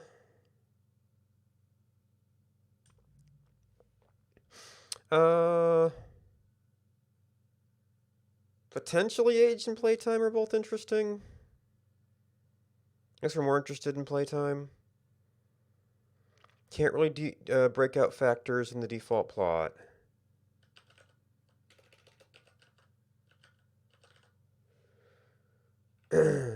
Lifetime, player time. Well, I guess player. No, days owned is what we were looking at.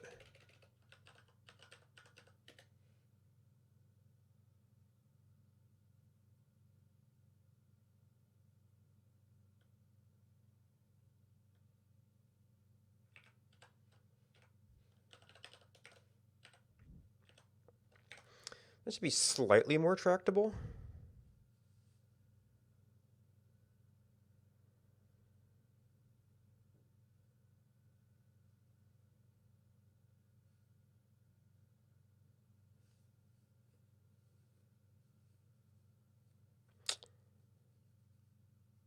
Although I think, yeah, I think what cut off printing is still in the ID collisions. So meanwhile, R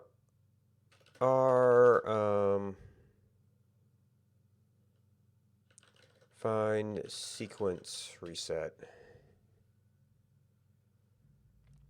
Reset a sequence. Consecutive occurrences of value. Count runs in a sequence.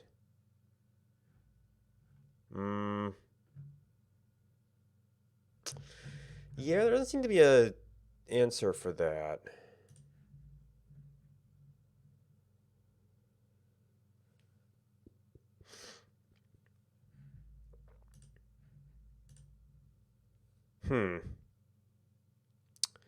Maybe I actually need to start with a single XY plot. It's really cool to see the big graph of a bunch of things against each other. This is just too much data.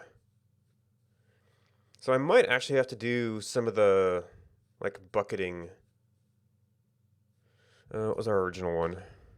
By, like, week or something. And then getting the average by days owned and whatnot. And bucketing player time and...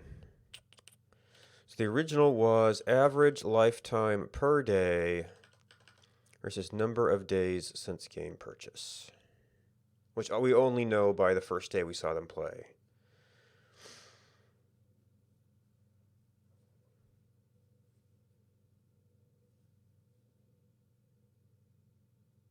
Yeah, 22, 25. Oh, things have gotten reordered here somehow or somewhere.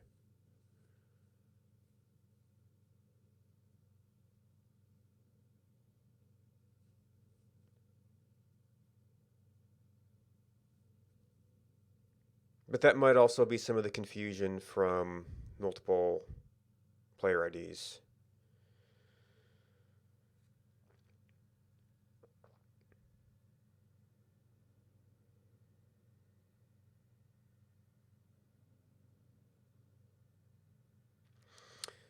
Well, I guess if I find all the player ID 2s, I'll know how many... Well, no, actually, player ID 2 is going to be the first one of each reset.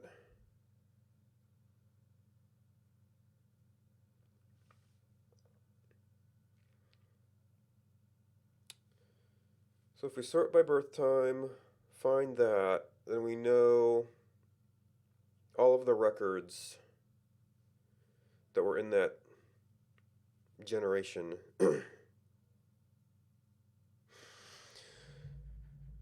Alright, I guess we can't get everything.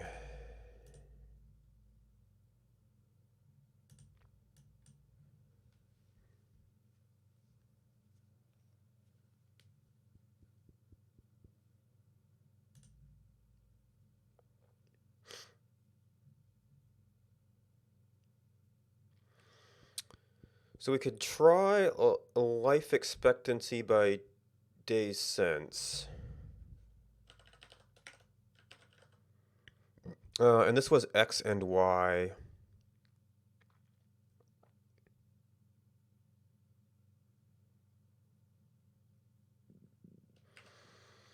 I guess we'll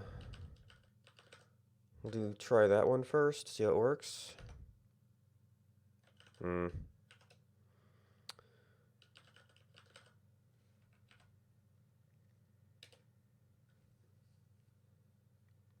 Oh, nope, that's a line. We wanted player time, or days owned. Will that at least render in reasonable time?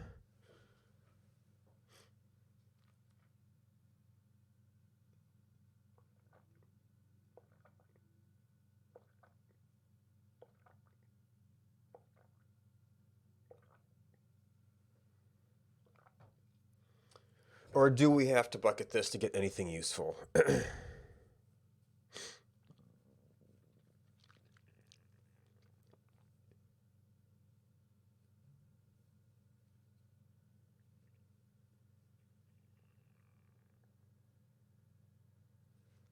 Okay, it returned. Oh! Yeah, and that's a lot fewer points than I expected, but okay. We did have some bad data. We want days owned.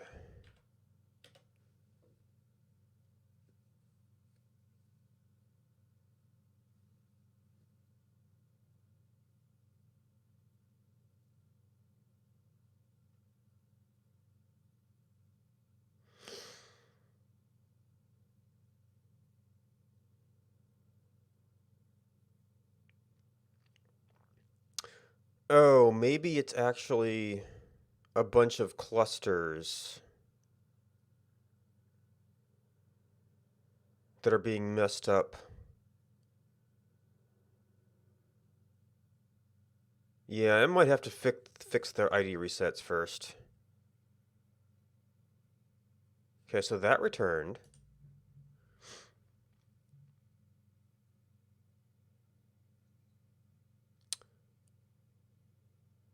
Okay, so I did get my accesses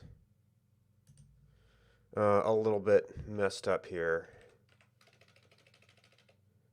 And we are being overridden by the errors.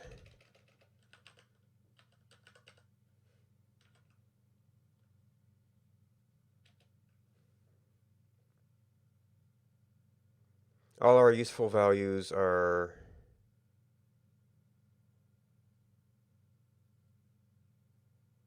scrunched up at some extremes based on separation between...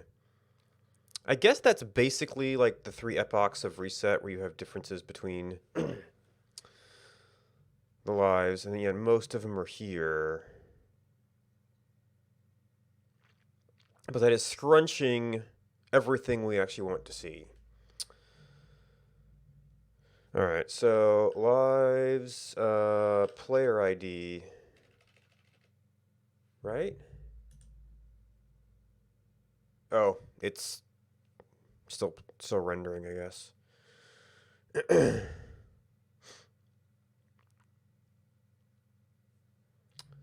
Lives, player ID, where lives player ID equals 2. Oh, we actually selected it, sure. But there are 4 of them. And I don't know why we got an NA.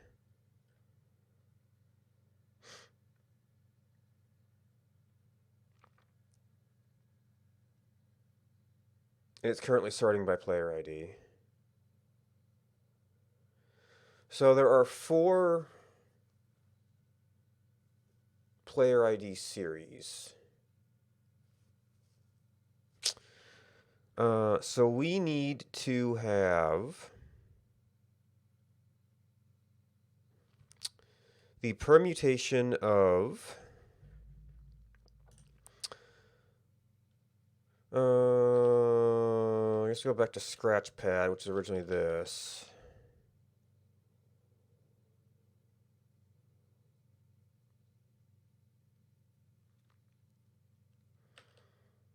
So we can order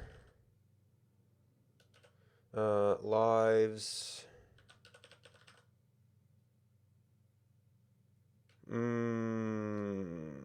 I did end up deleting this code. I had an example of this before.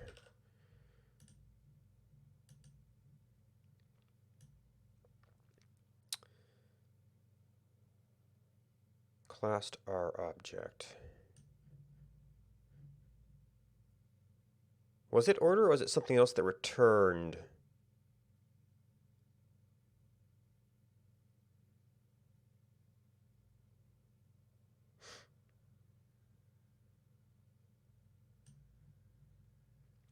Oh, wait. Shows the reordering.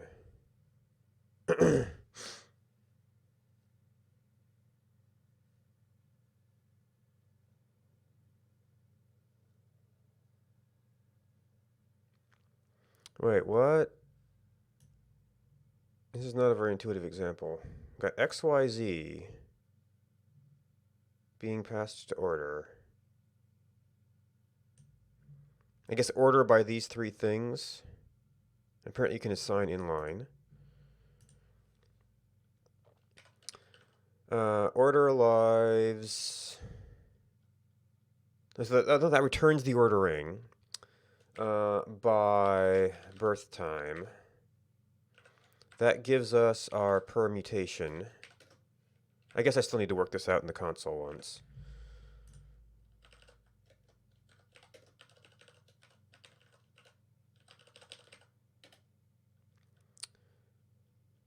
That's considered not a data table, okay. So that gives us the index to order that stuff. I need to know. So if we take lives player ID by perm,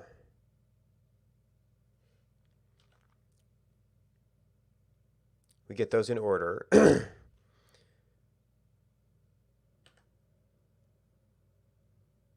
And then if we do, I need this sort of sub-object.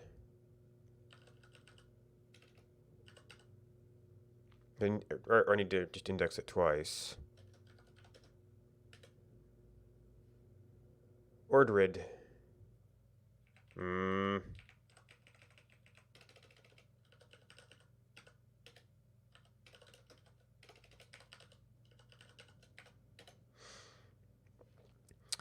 All right, then we need ordered. No. What I need is the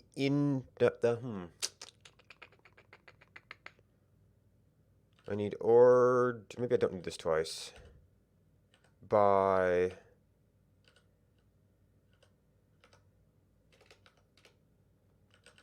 ordered equals to.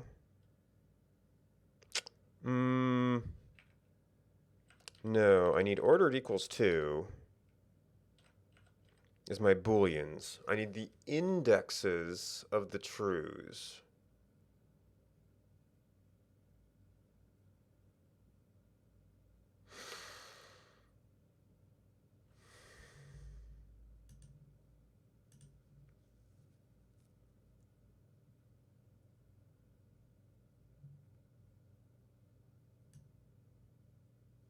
Factor for sorting data frame, see order.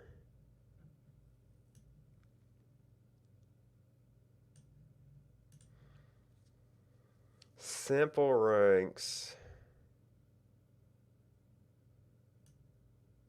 Okay, so that accounts for equal, I guess.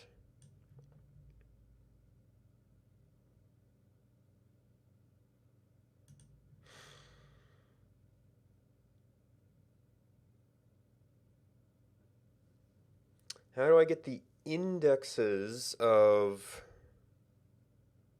items matching a condition?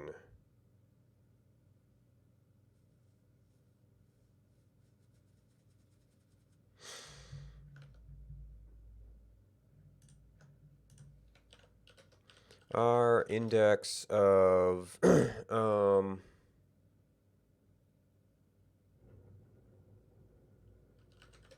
items matching condition. Index of an element in the vector. Function match works on vectors. So maybe I can actually just do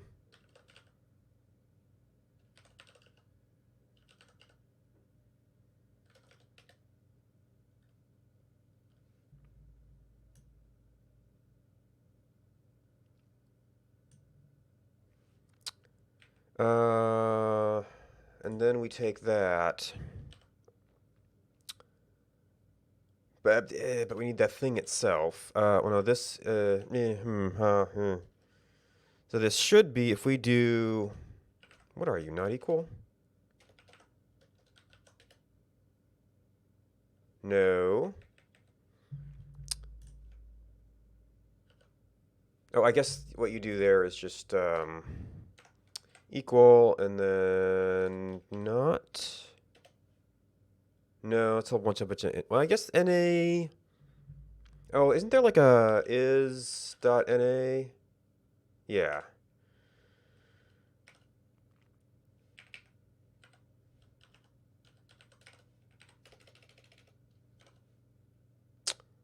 So that's a Boolean.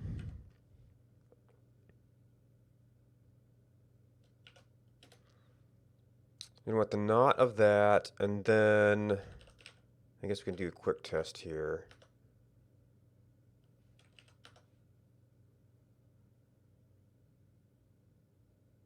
Ordered to.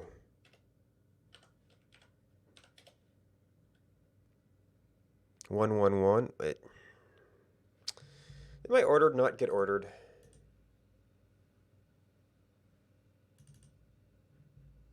Okay, I guess you can't view that.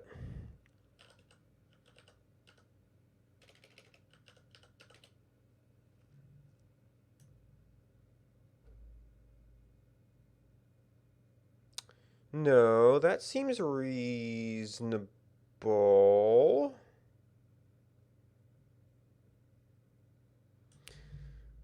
What the? What's your example? The first index of an element in V that is equal to X.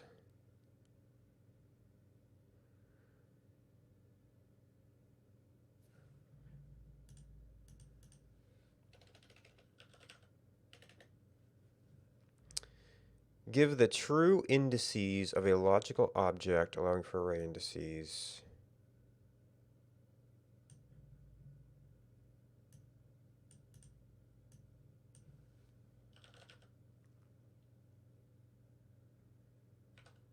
Which, this is...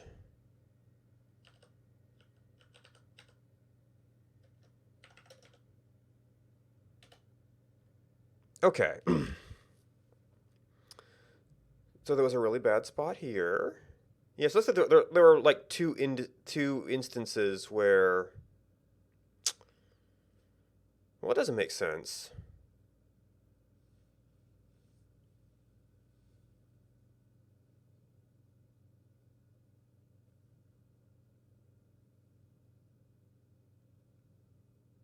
Oh, I've been looking at lives. I need to do this in the birth-death records.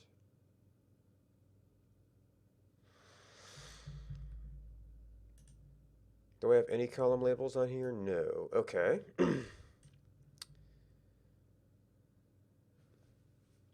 Okay, so timestamp. Oh. Well, these may not be sorted at all. Although they probably are, so the public logs must... Oh, there actually is an NA in there.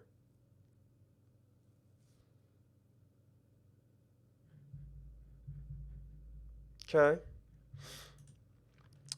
So logs...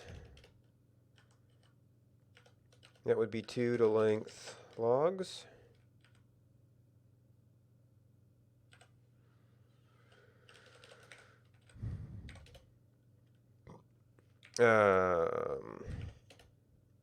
No.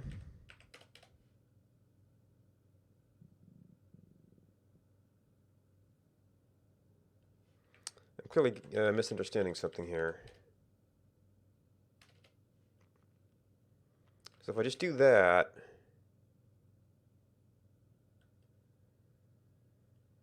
that gets me columns, right?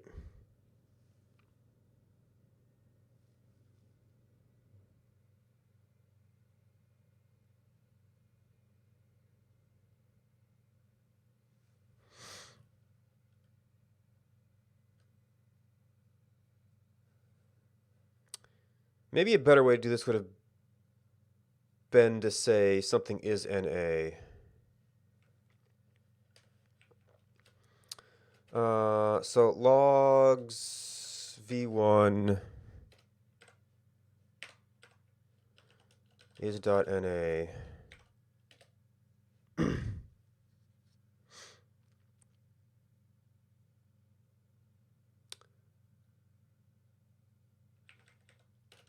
v1.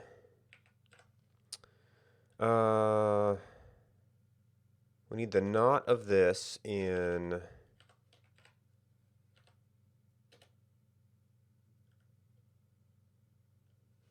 undefined column select. Oh.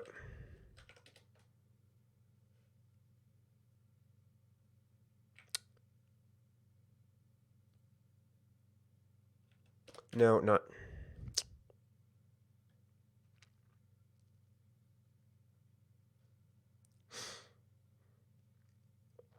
That's not too terribly much faster, but it is closer to what we want to do.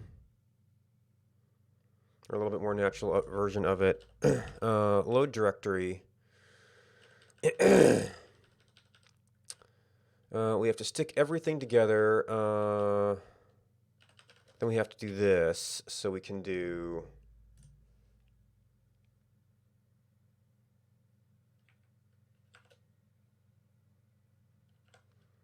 so we think this is right.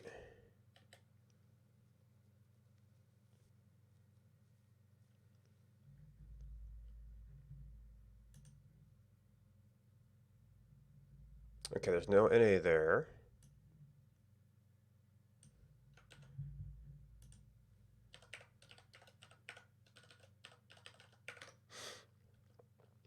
So that should take that out of future runs. Let's see, is this 20255? So let me just ask, is this min of logs v2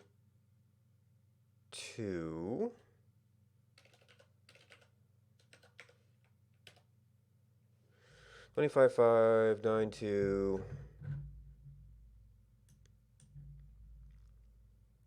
Okay, yes, they are in fact ordered. Okay, so the 2s are ID resets, but when the life logs got turned on, it was already up there somewhere from testing.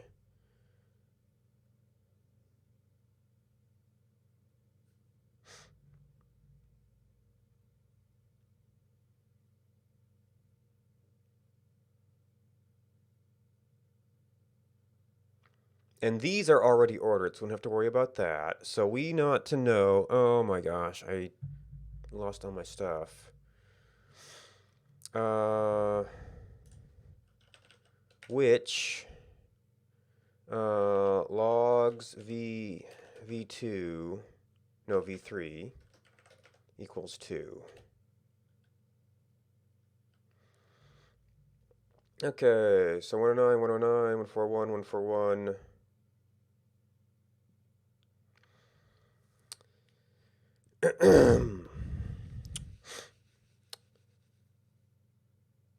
And those are the ones that are equal to 2, so those are the beginnings of new ID series.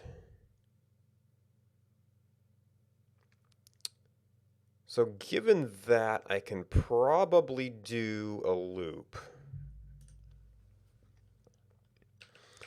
So we need to operate on logs. We have which logs v3, yeah, v3 equals 2, and there are definitely none that equal 1, right? Yep, okay.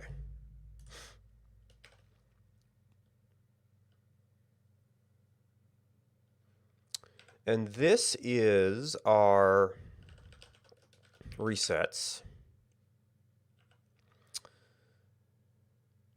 But I think I'm going to have to loop this, because I'm not sure how else I would define a function to get ranges based on index breaks.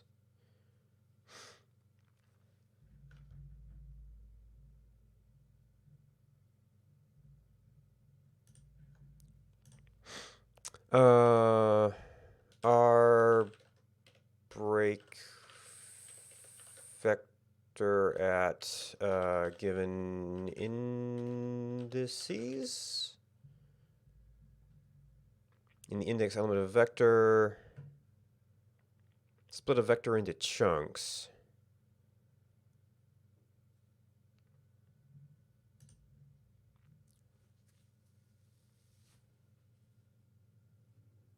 Equal size.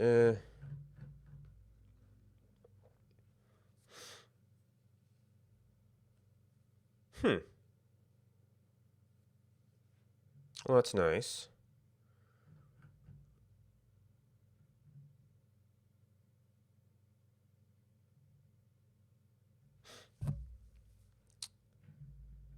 Let's see if split is useful. Divides the data into the groups defined by F. The replacement forms replace values. And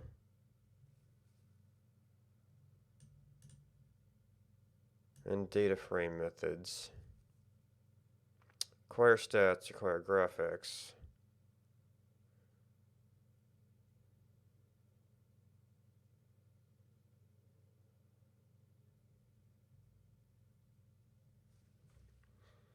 XG, split XG.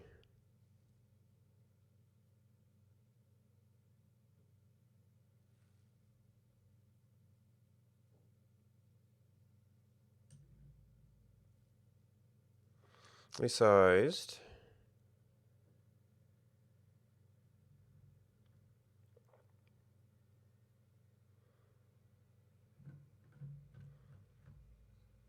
That one has examples.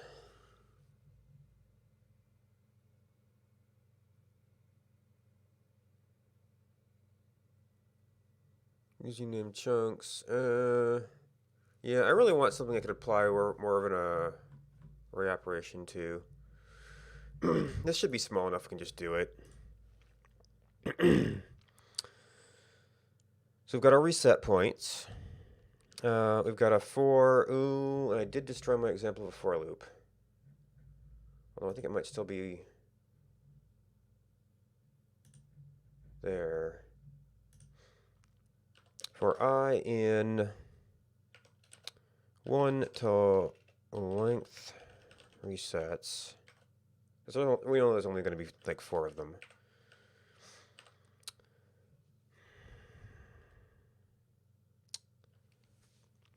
So I either need to look at these as end points or beginning points,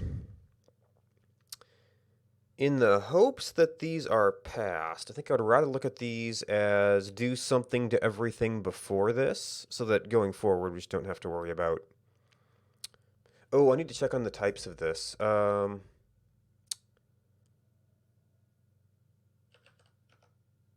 Type.convert.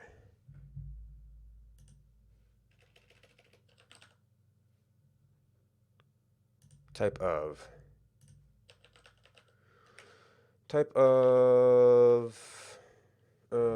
This is. So it is a number, so it may be interpreted as a number. I'm going to have to do. Well, either munge the numbers. It is integer. So we either have to munge the numbers, or we have to convert it to character so we can put a simpler prefix on it.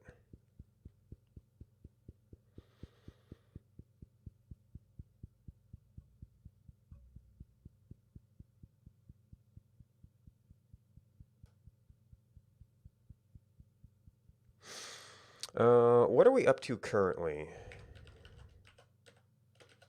I'm assuming this is going to be the current run. Oop.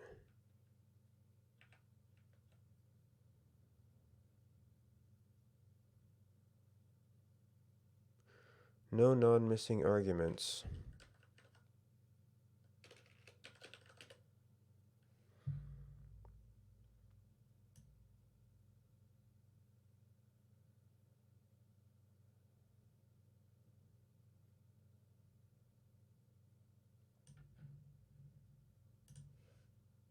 No non-missing arguments. So I guess we have to say na.rm.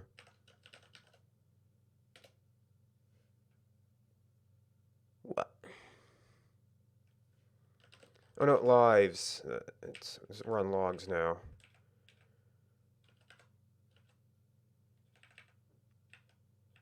Where is the simple? There we go.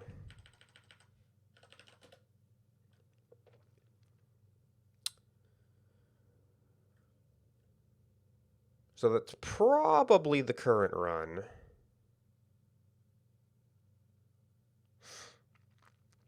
What is max integer?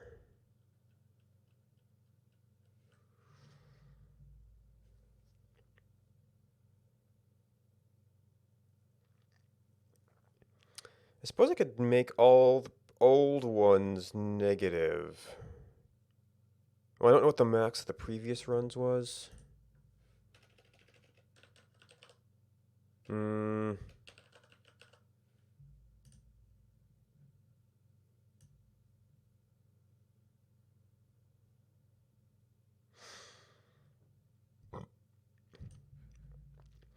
Maybe if we get some headroom on this.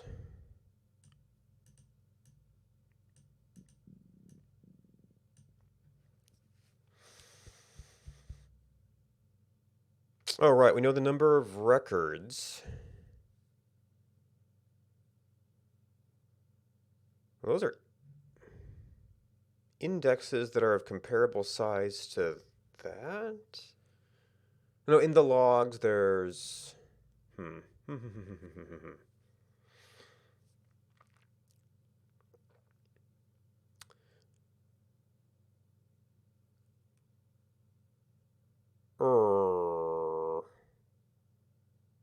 So I'm going to have to assume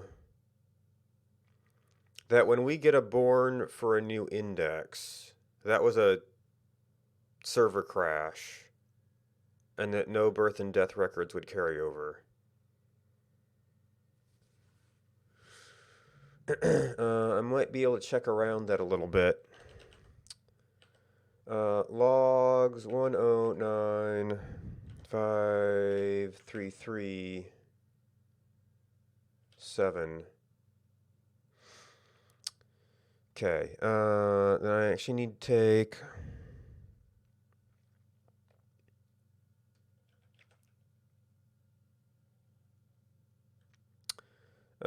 go a little bit back to 1095337. A little bit forward. Where do we get a J from? Oh, that's going to try to do columns.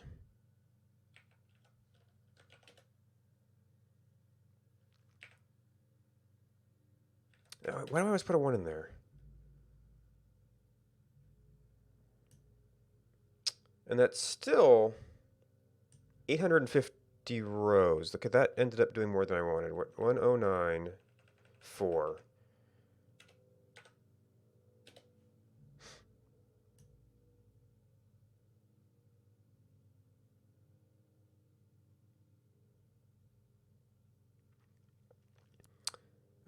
Yeah, there doesn't seem to be any sign of crossover in births and deaths.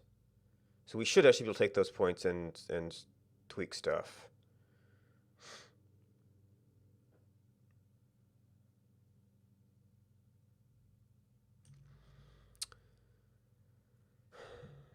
And we can also see that had gotten up to here. Our next reset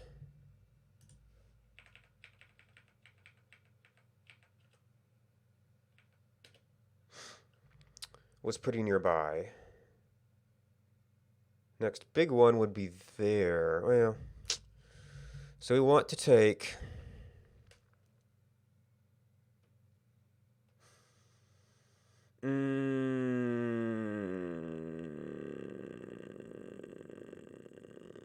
so we're going to have I1, 2, 3, 4. So I guess, no.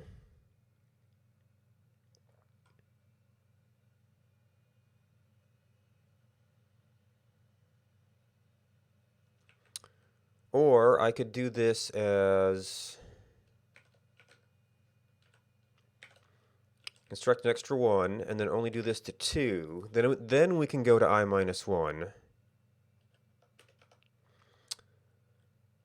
So the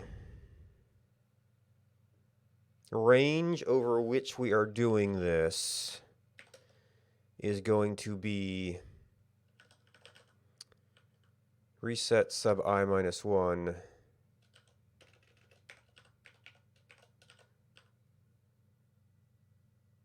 to I. The first one will be 1 to 2.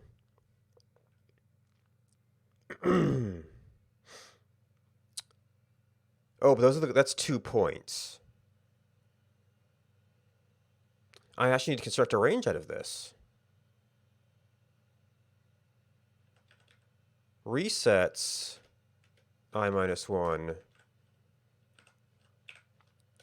to resets I.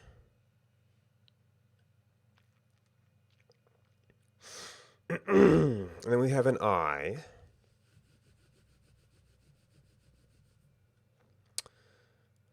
Let's see, to keep them in player order, what if we did, so lives v3 over this range, it's an integer,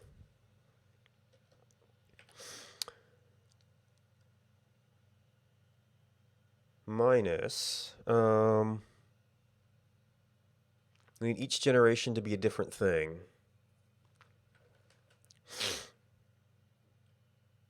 And this is logs.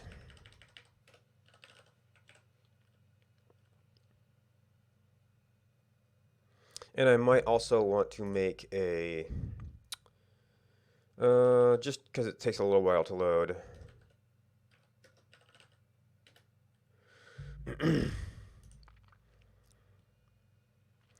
Logs v3 range is reset to logs. Oh, does that actually update it over that range, or does that construct a new vector? You can assign individual things, so that should be okay. Logs v3 range minus, so we're, no. All right, so we had that.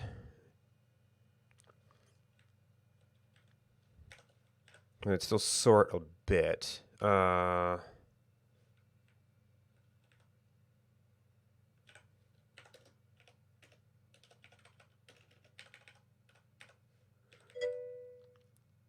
Hey, I feel foxes. How you doing? I got through one of my problems. I had a process running that I left running overnight. I don't know how far it got, but it was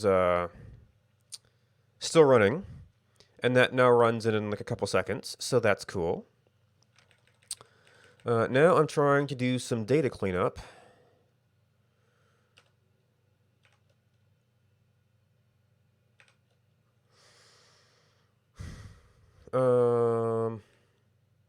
Maybe I should actually wait on this. So we get this to be, I don't know, -4.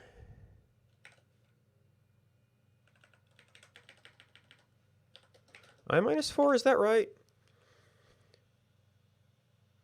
1 minus 4 will be like -3.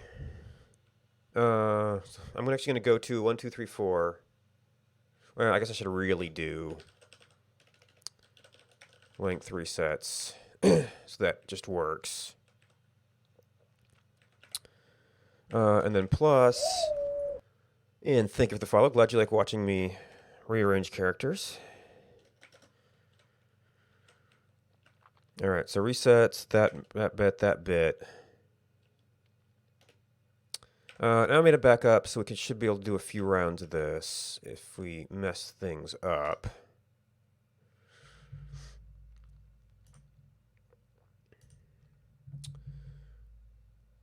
All right, this will eventually have to be in a function. For now, yes, that is what the R up there is for.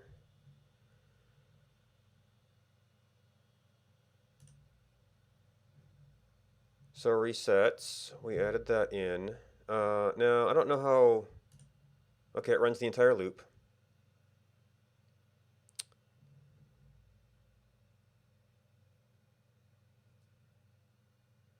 I feel like range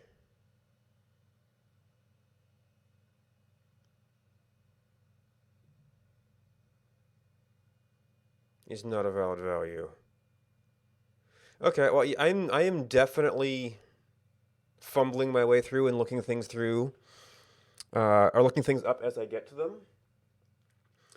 If there's something you're working on, I might have run into a similar situation.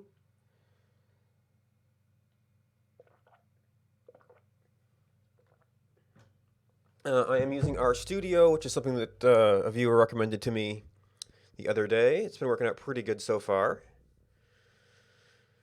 Like I'm able to immediately see this. I feel like I need to print my intermediate ranges because this does not look like what I want. Ah, okay. Oh, okay. Yeah, so I mean the R package and RStudio has a reference. I know, I'm pretty sure I did it years ago. There's like an introduction. I ended up using export a little bit. I don't remember what else I read on that account, but that'll get you some basics. So for me, one of the interesting things about it is, well, I do programming, so maybe it's more interesting, is that it is all vector operation based.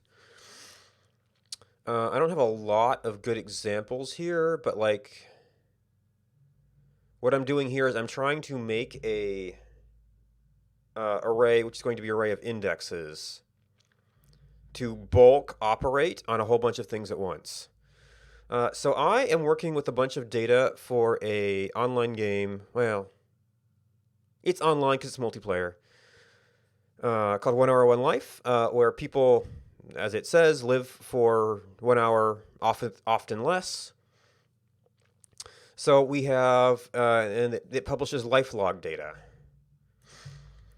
So we have birth and death records, which have timestamps and player IDs. And we did do something with these. I'm not sure it's something we want. A hash of the player, so we could potentially track trends by that. Gender, I'm not doing the location, if it's a parent or an Eve. And then some stats, and then the death records have a cause of death, age. So there was a question that came up from the game's creator about player life expectancy, average life versus days since purchase, in particular related to rapid suicides as a baby. I've been all over the place, from microcontrollers to SQL. Lately, I got into a lot of Ruby, which led to a bunch of web stuff, and then I got into JavaScript, and that also led to a bunch of web stuff. Recently, I've been doing Elm for the web side of things. Some very light C to mod said game.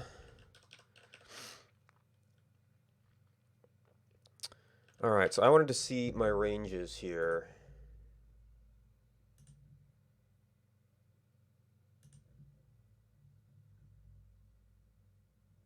That last range is surprisingly short.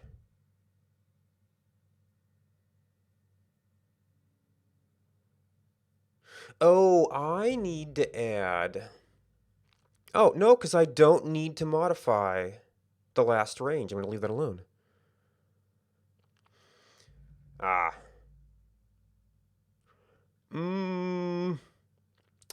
It depends. I mean, I guess if you're going towards data, R is a good language for that. If you're more interested in programming, Python is probably more typical of the other programming languages you'll see. And I know it's frequently being used in learning contexts these days. So people seem to think it's good for that, and there should be a fair number of, beginner learning materials out there.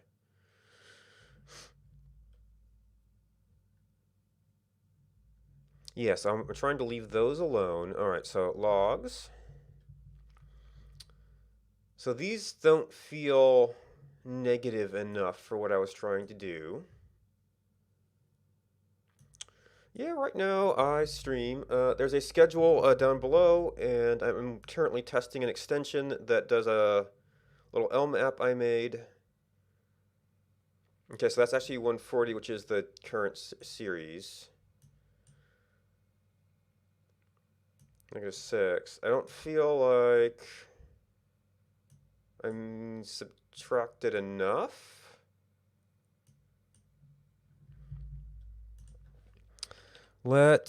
Ooh, yeah, I think I lost a 0 when I was doing this. So I actually do need to set logs from my backup. This should be the same.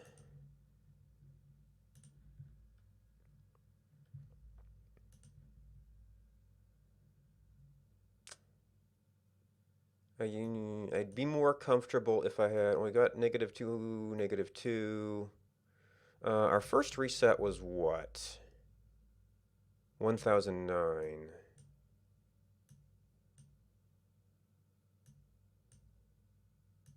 Actually, it was kind of hard.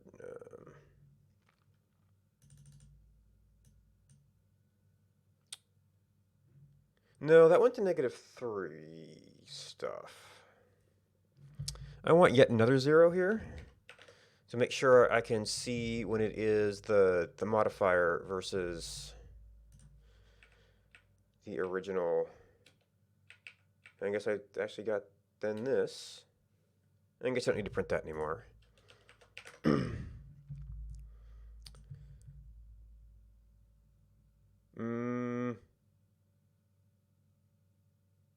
I don't feel like this is... I mean, it's clearly doing something. Is it possible that... And then current history should be unmodified. I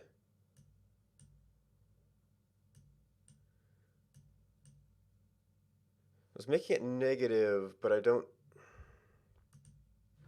I guess I need to get back to the point.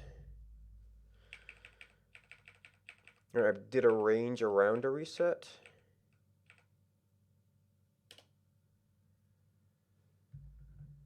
I guess I really only need the ID column here.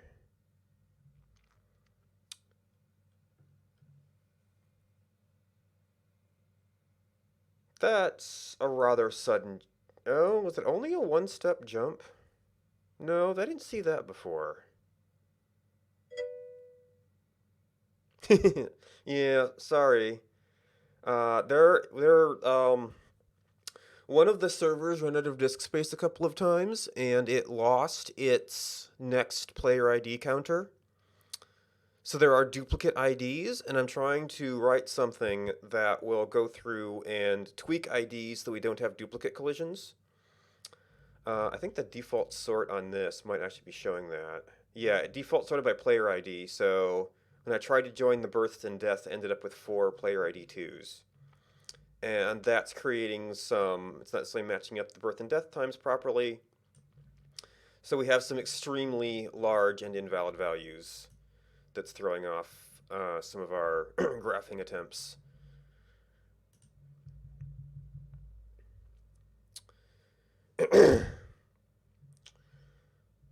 So actually, I was doing this to logs. I really just care about logs v3. Oh, cool. Correct number of dimensions. Oh, right. It's not a multi-dimension thing now.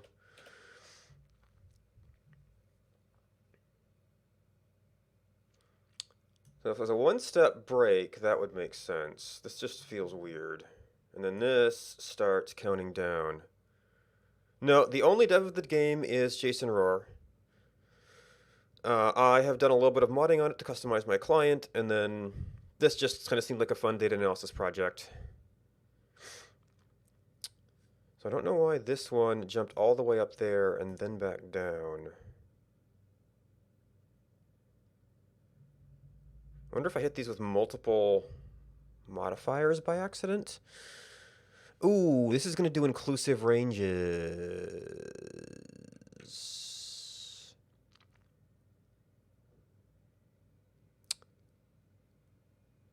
Nope. So I think I need to do this -1 because that is the reset itself. So that explains the -4 here. So that looks like I'm doing. It's going to add another 0. I'd like to see a definite. Oh, because I'm doing subtraction. And then we're adding positives to it.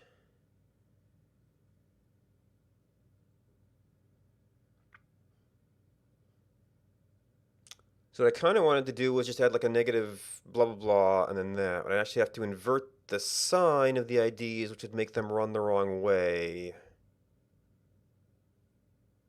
Yeah, negative counts the other way. So I can't really maintain anything like that in positive space without lifting the recent ones. Okay.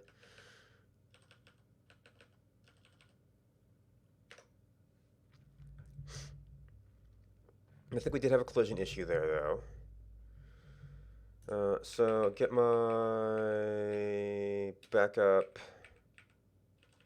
That is actually updated code.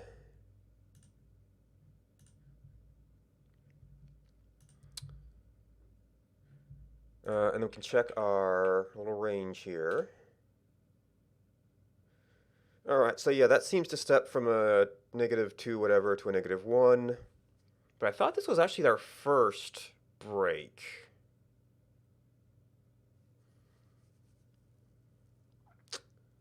So I'm a little bit concerned. You know what? I could actually probably calculate this, right? And print it every time we do something.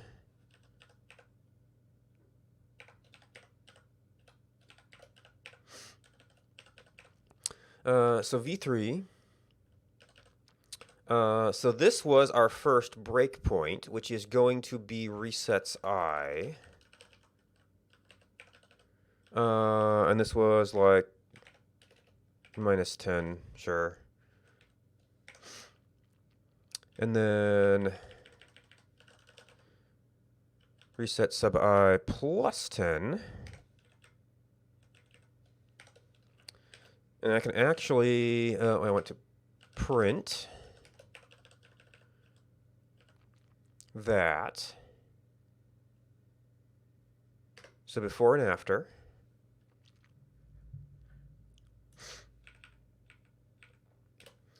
Back up.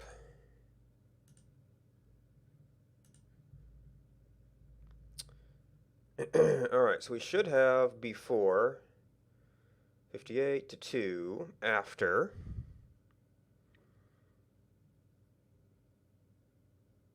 Oh, it actually returned the farthest point first? Oh. Well, that's going to mess up my ranges a bit.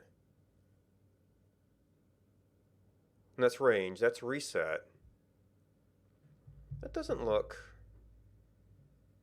Because it left... Oh, right, because we modified this one. The next batch, and it was a short one, modifies that range to -1. Why do we get to -2 again?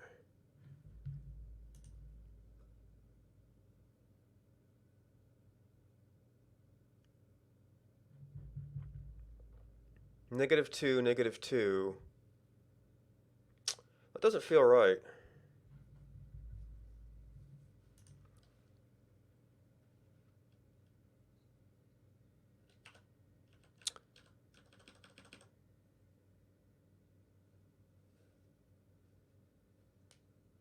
So that should be minus like 4 or 5. Oh, because it's 4 minus 5. Oh, I need to... For what I want to do, I need to go this way. Because they switched my signs around. Oh, no, because that's a plus. That would be 5 minus I.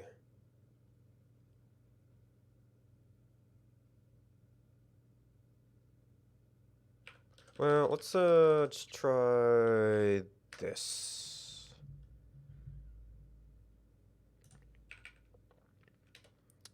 So back up.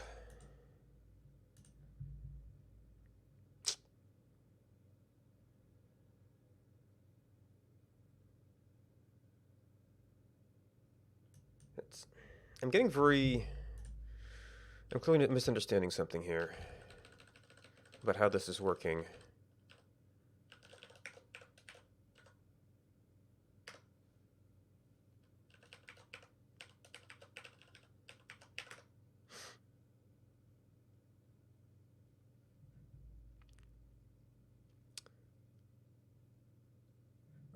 Resets does have the 1.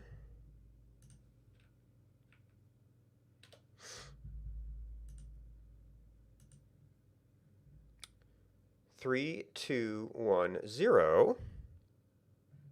Okay, I probably want to have a... The last modifier actually needs to be something. That explains one thing.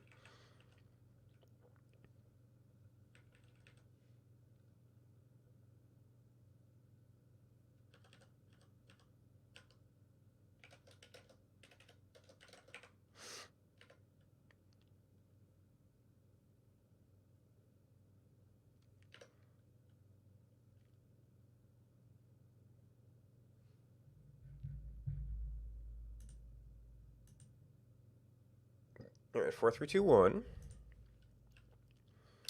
And then I was doing...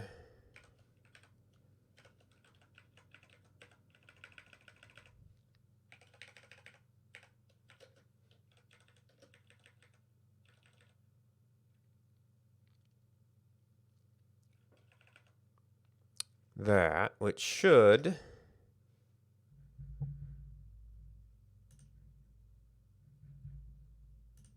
Oh. Pardon. Okay, that's a little bit better. Get us a big number.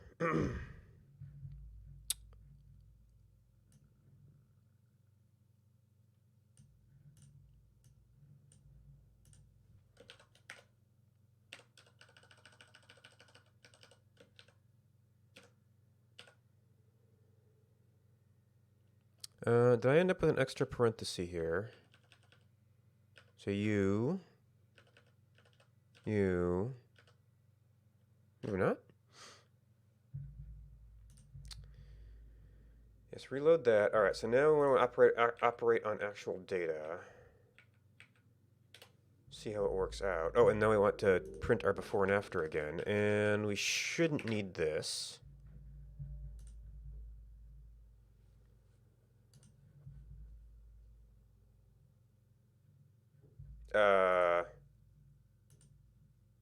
Pardon?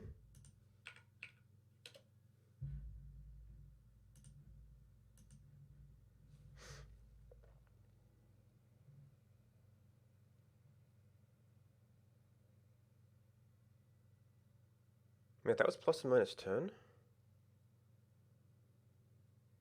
There are 2's right there. That was supposed to be before and after.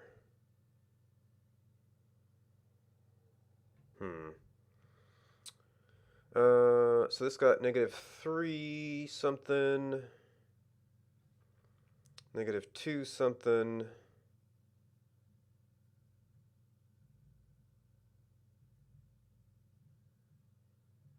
Took... Oh.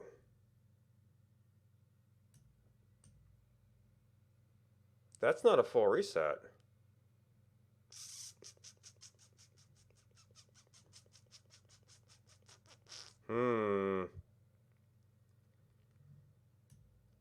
That's a full reset. Give me a wider range around that.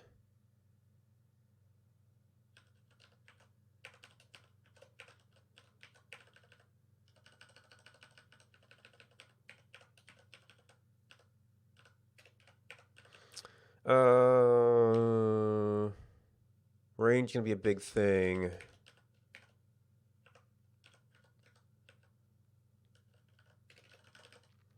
The point we're going is around there. So in our pre-image, and I should make sure this is still, yeah, it still looks normal.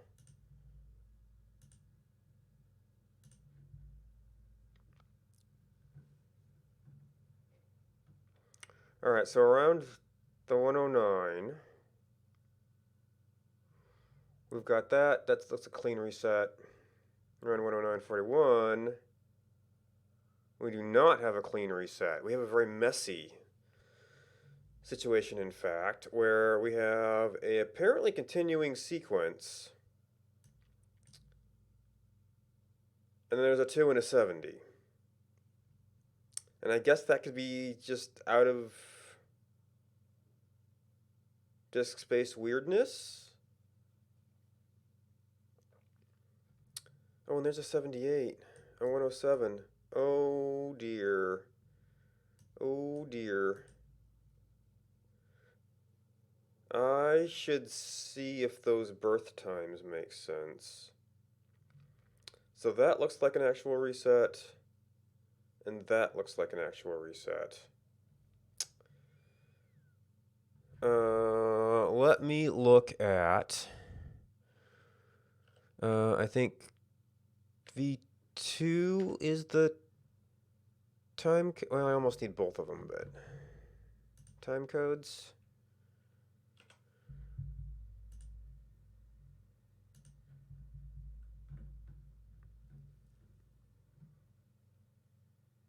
Is that the second one?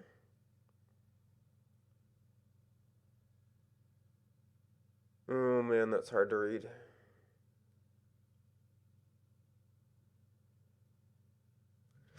I kind of need the associated data.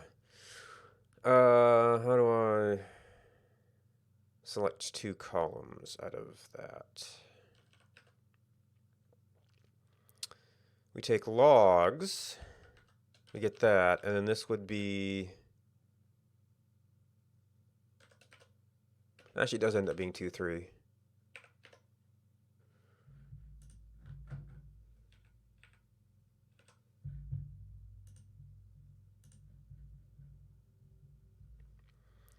Much harder to read though. All right, so that's a full reset.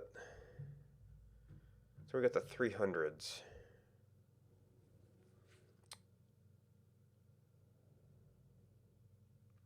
Yes, there's a 70. No, that's disk space out of disk out of space errors for you.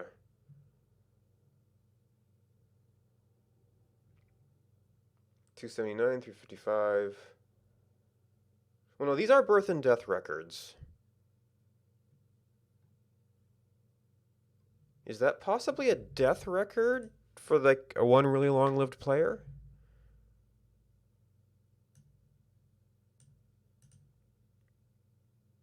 Oh, that's why they're in pairs. I'll need to find where that is true. And it's a birth record.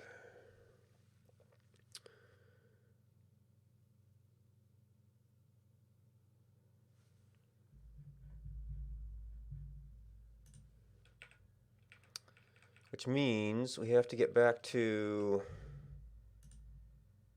this. But true is true, okay. Is it true and true or true and true? Appears to be not that. Okay. And I'm assuming that's going to apply to vectors.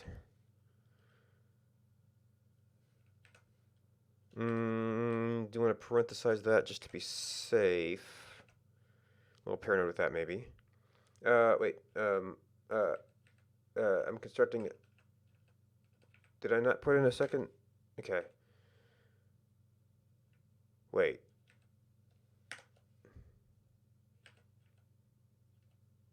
Okay. Logs v1 equals born.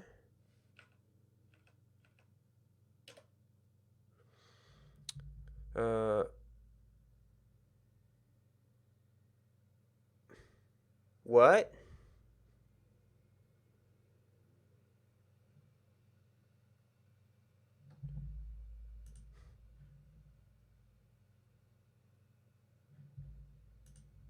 The 2s are not borns?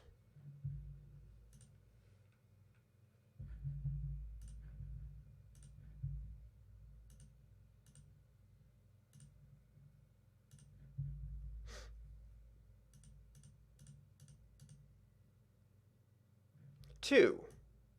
Oh, I must have my column order wrong. No, that's V1.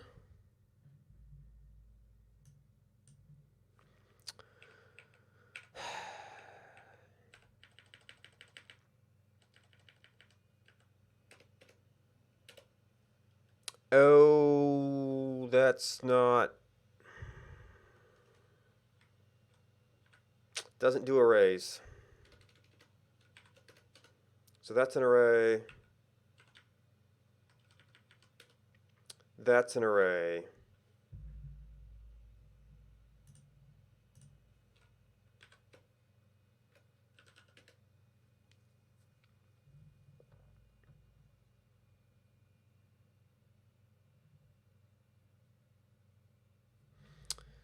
Okay, or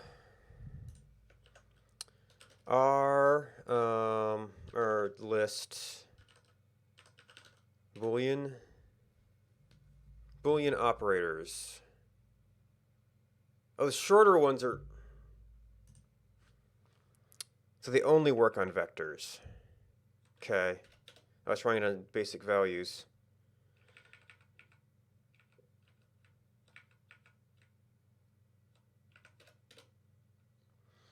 That sets resets to, okay, so there's actually only 2 resets, and I was just getting the birth and death records. Oops.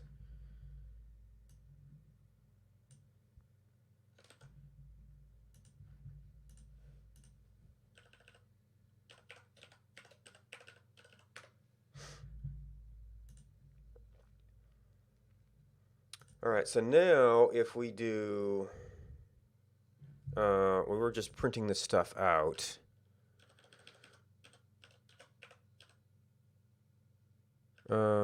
You had been modified to be extra stuff. You know what? Just print that out again.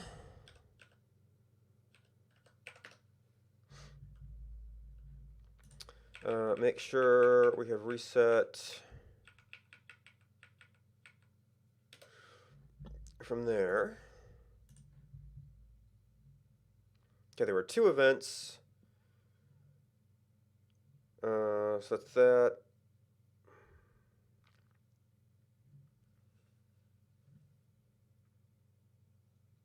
This might have been a smaller or a longer run that got ways down the...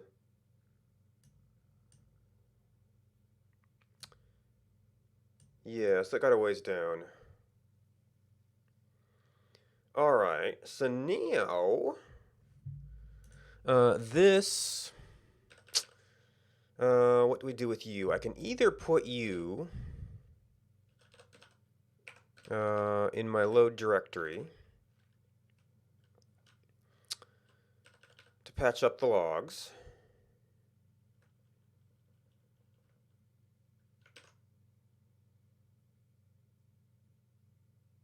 I guess makes sense.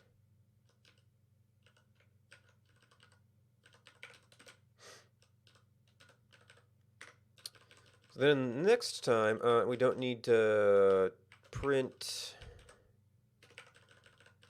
all of this stuff. It should just fix it up. Now we rerun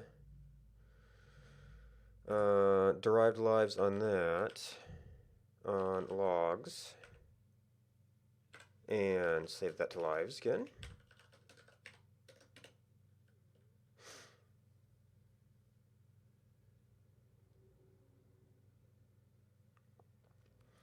Alright, so now if that default sorted by player ID, which is actually useful now. Oh man, do I still have... Yeah.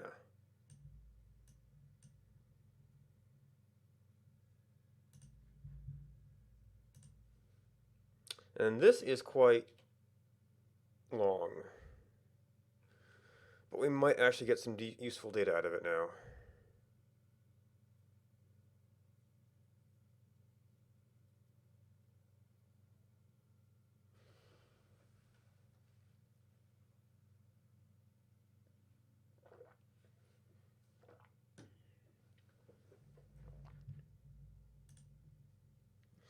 That is still the old graph, I feel. Because we should not have those giant lifetimes now. This did take a while to update before. This is also a lot of data points. Is that 1 million? Okay. Oh, we've got some over 60-minute outliers. Okay.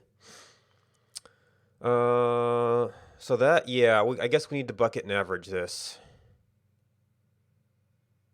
It thins out when there's fewer people who have owned the game that long, but otherwise it's too dense to... And this might take just as long to draw. Too dense to see. So I guess that the bucketing is actually going to be a thing.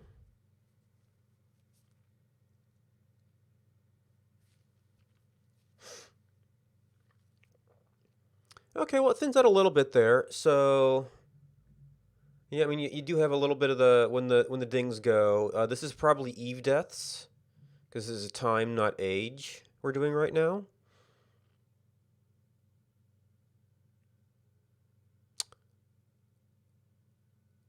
There is a little bit of a gradient here, interestingly enough.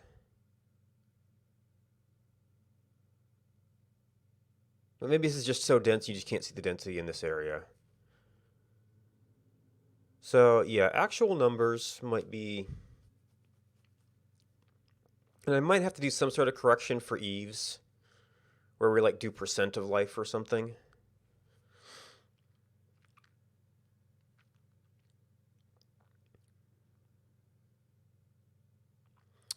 So what he...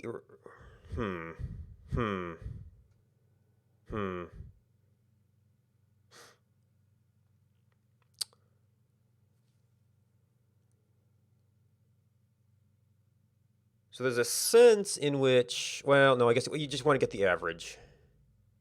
See if it's being skewed. So that would be...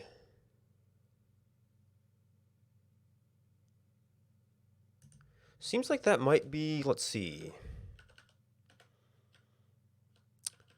I know there was t-apply and something I was doing. Av puts it back into there. What was I using t-apply for? Oh, that was just notes. Oh. That was the mean. Yep. Wrong way.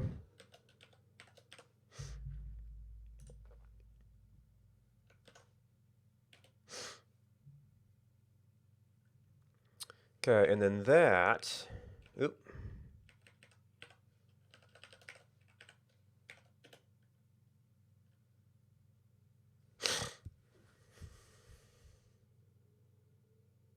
Need to put labels on it.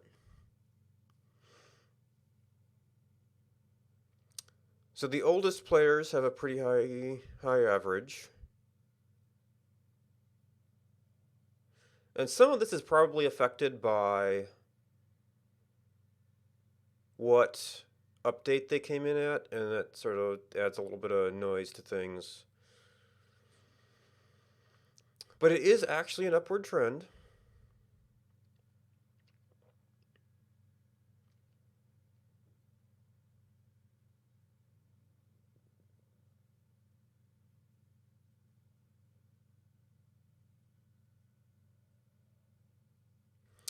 So the other thing I was curious about, can we just do the simple plot of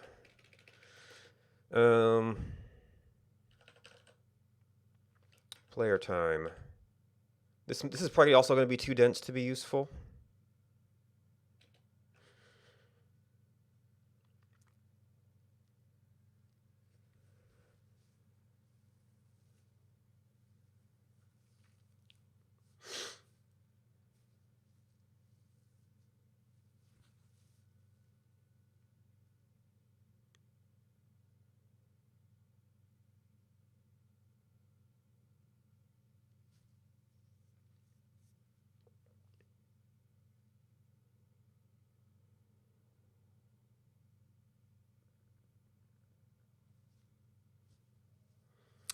Oh. This might actually be like one person or even Jason himself. I don't know. It's definitely an outlier. All right, so it's pretty much the same as Days Owned. There's a little bit more of a... there's a little bit more of a sharper... Well, I mean, everybody has the Young Deaths, so... Yeah, that is still too dense to be really useful. Because a lot of it's just fading out as we get player time. Although this is minutes. Still a lot of minutes. And this is only server 1.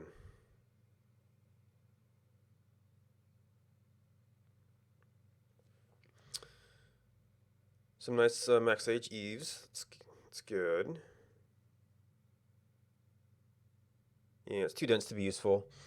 And I would need to get... I guess we could do player time. Here's right now...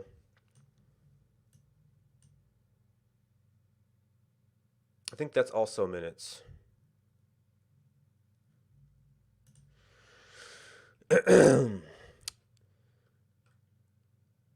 So actually, where's my player day? Days owned. So let's do...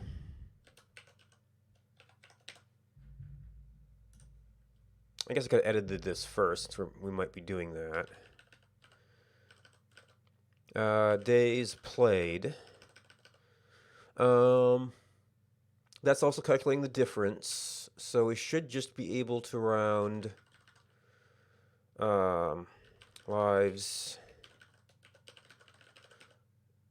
No, player time.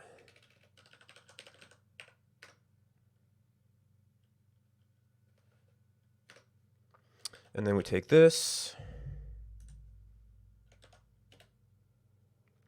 Nope.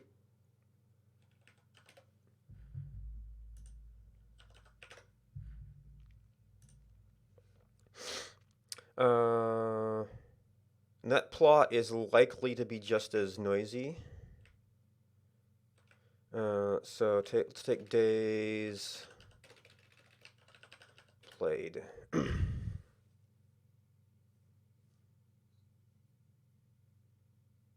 Okay, so nobody's over 2 days. Although okay, so that's ownership time versus player time. So days played is not a useful number. Let's break it down into hours played. Oh, was that seconds?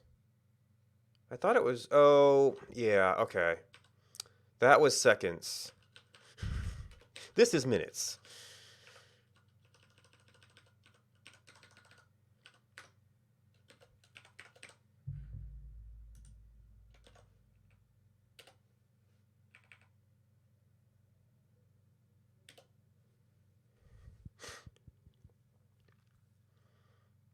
So there's definitely a trough in the middle there.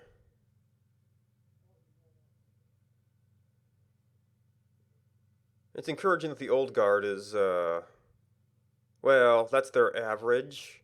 So if they suicide a lot and then live to old age.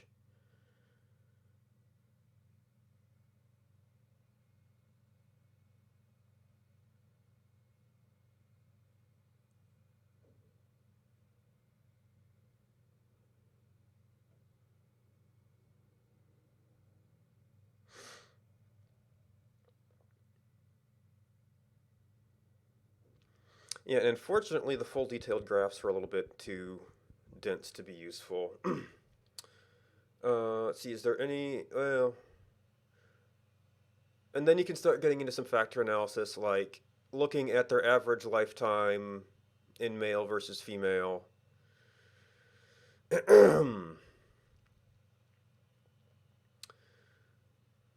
Which isn't too hard to do, actually. So could do lives where lives gender equals male. So that's, is that a reasonable number? I guess it's a reasonable number. Right, there's more females because of Eves. And so I might actually need to take Eves out of that equation.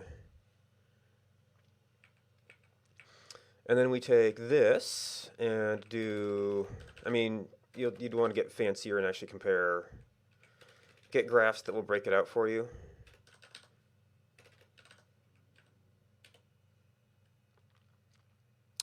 So that's pretty comparable. Definitely got some of the trough there.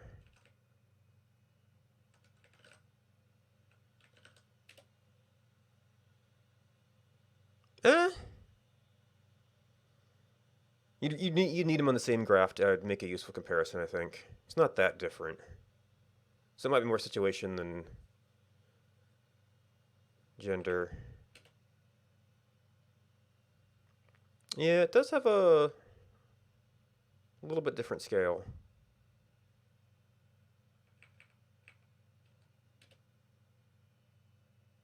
And then, yeah, you can start doing analysis based on, like,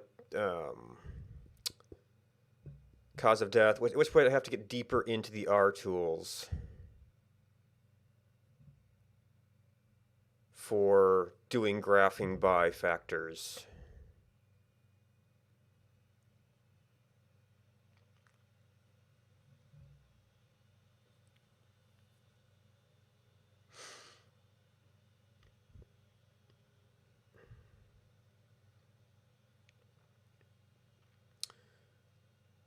And this is lifetime, so we actually are cutting out Eves a little bit there.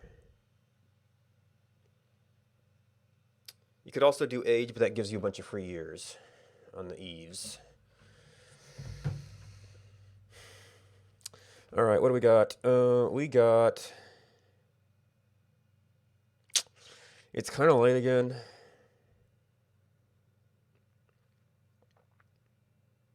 I should probably actually get some exercise. So, programming stream is over. I always debate whether to do stream over a BRB here. I am going to break stream, change some settings, and then be back for some Step Mania, which I know is a completely different thing. I would not be at all surprised if anybody went somewhere else, but that is what I'm doing. Meanwhile, I'll probably drink lots more water. Thanks to Left 4 Dead Cry, Duggan Lake, Ocerat Gaming, Destructively Phased, Joey Schiffer AP, Haskin TV, Sturmius, Leopard, Instant Speed Live, Raffalos, Catnox, Dead Mix Games, Kirk Katsuni, One Jelly Bean, and Game Dev TV for hosting me. I'm going to do Step Mania a little bit, and then I'm going to eat lunch and take a shower and come back to actually play 1 Hour 1 Life and put some more stuff in the logs here. So yeah, I'll be back in a few minutes. I'll be back up in a few minutes, and then a few more minutes to set up. Bye-bye for now.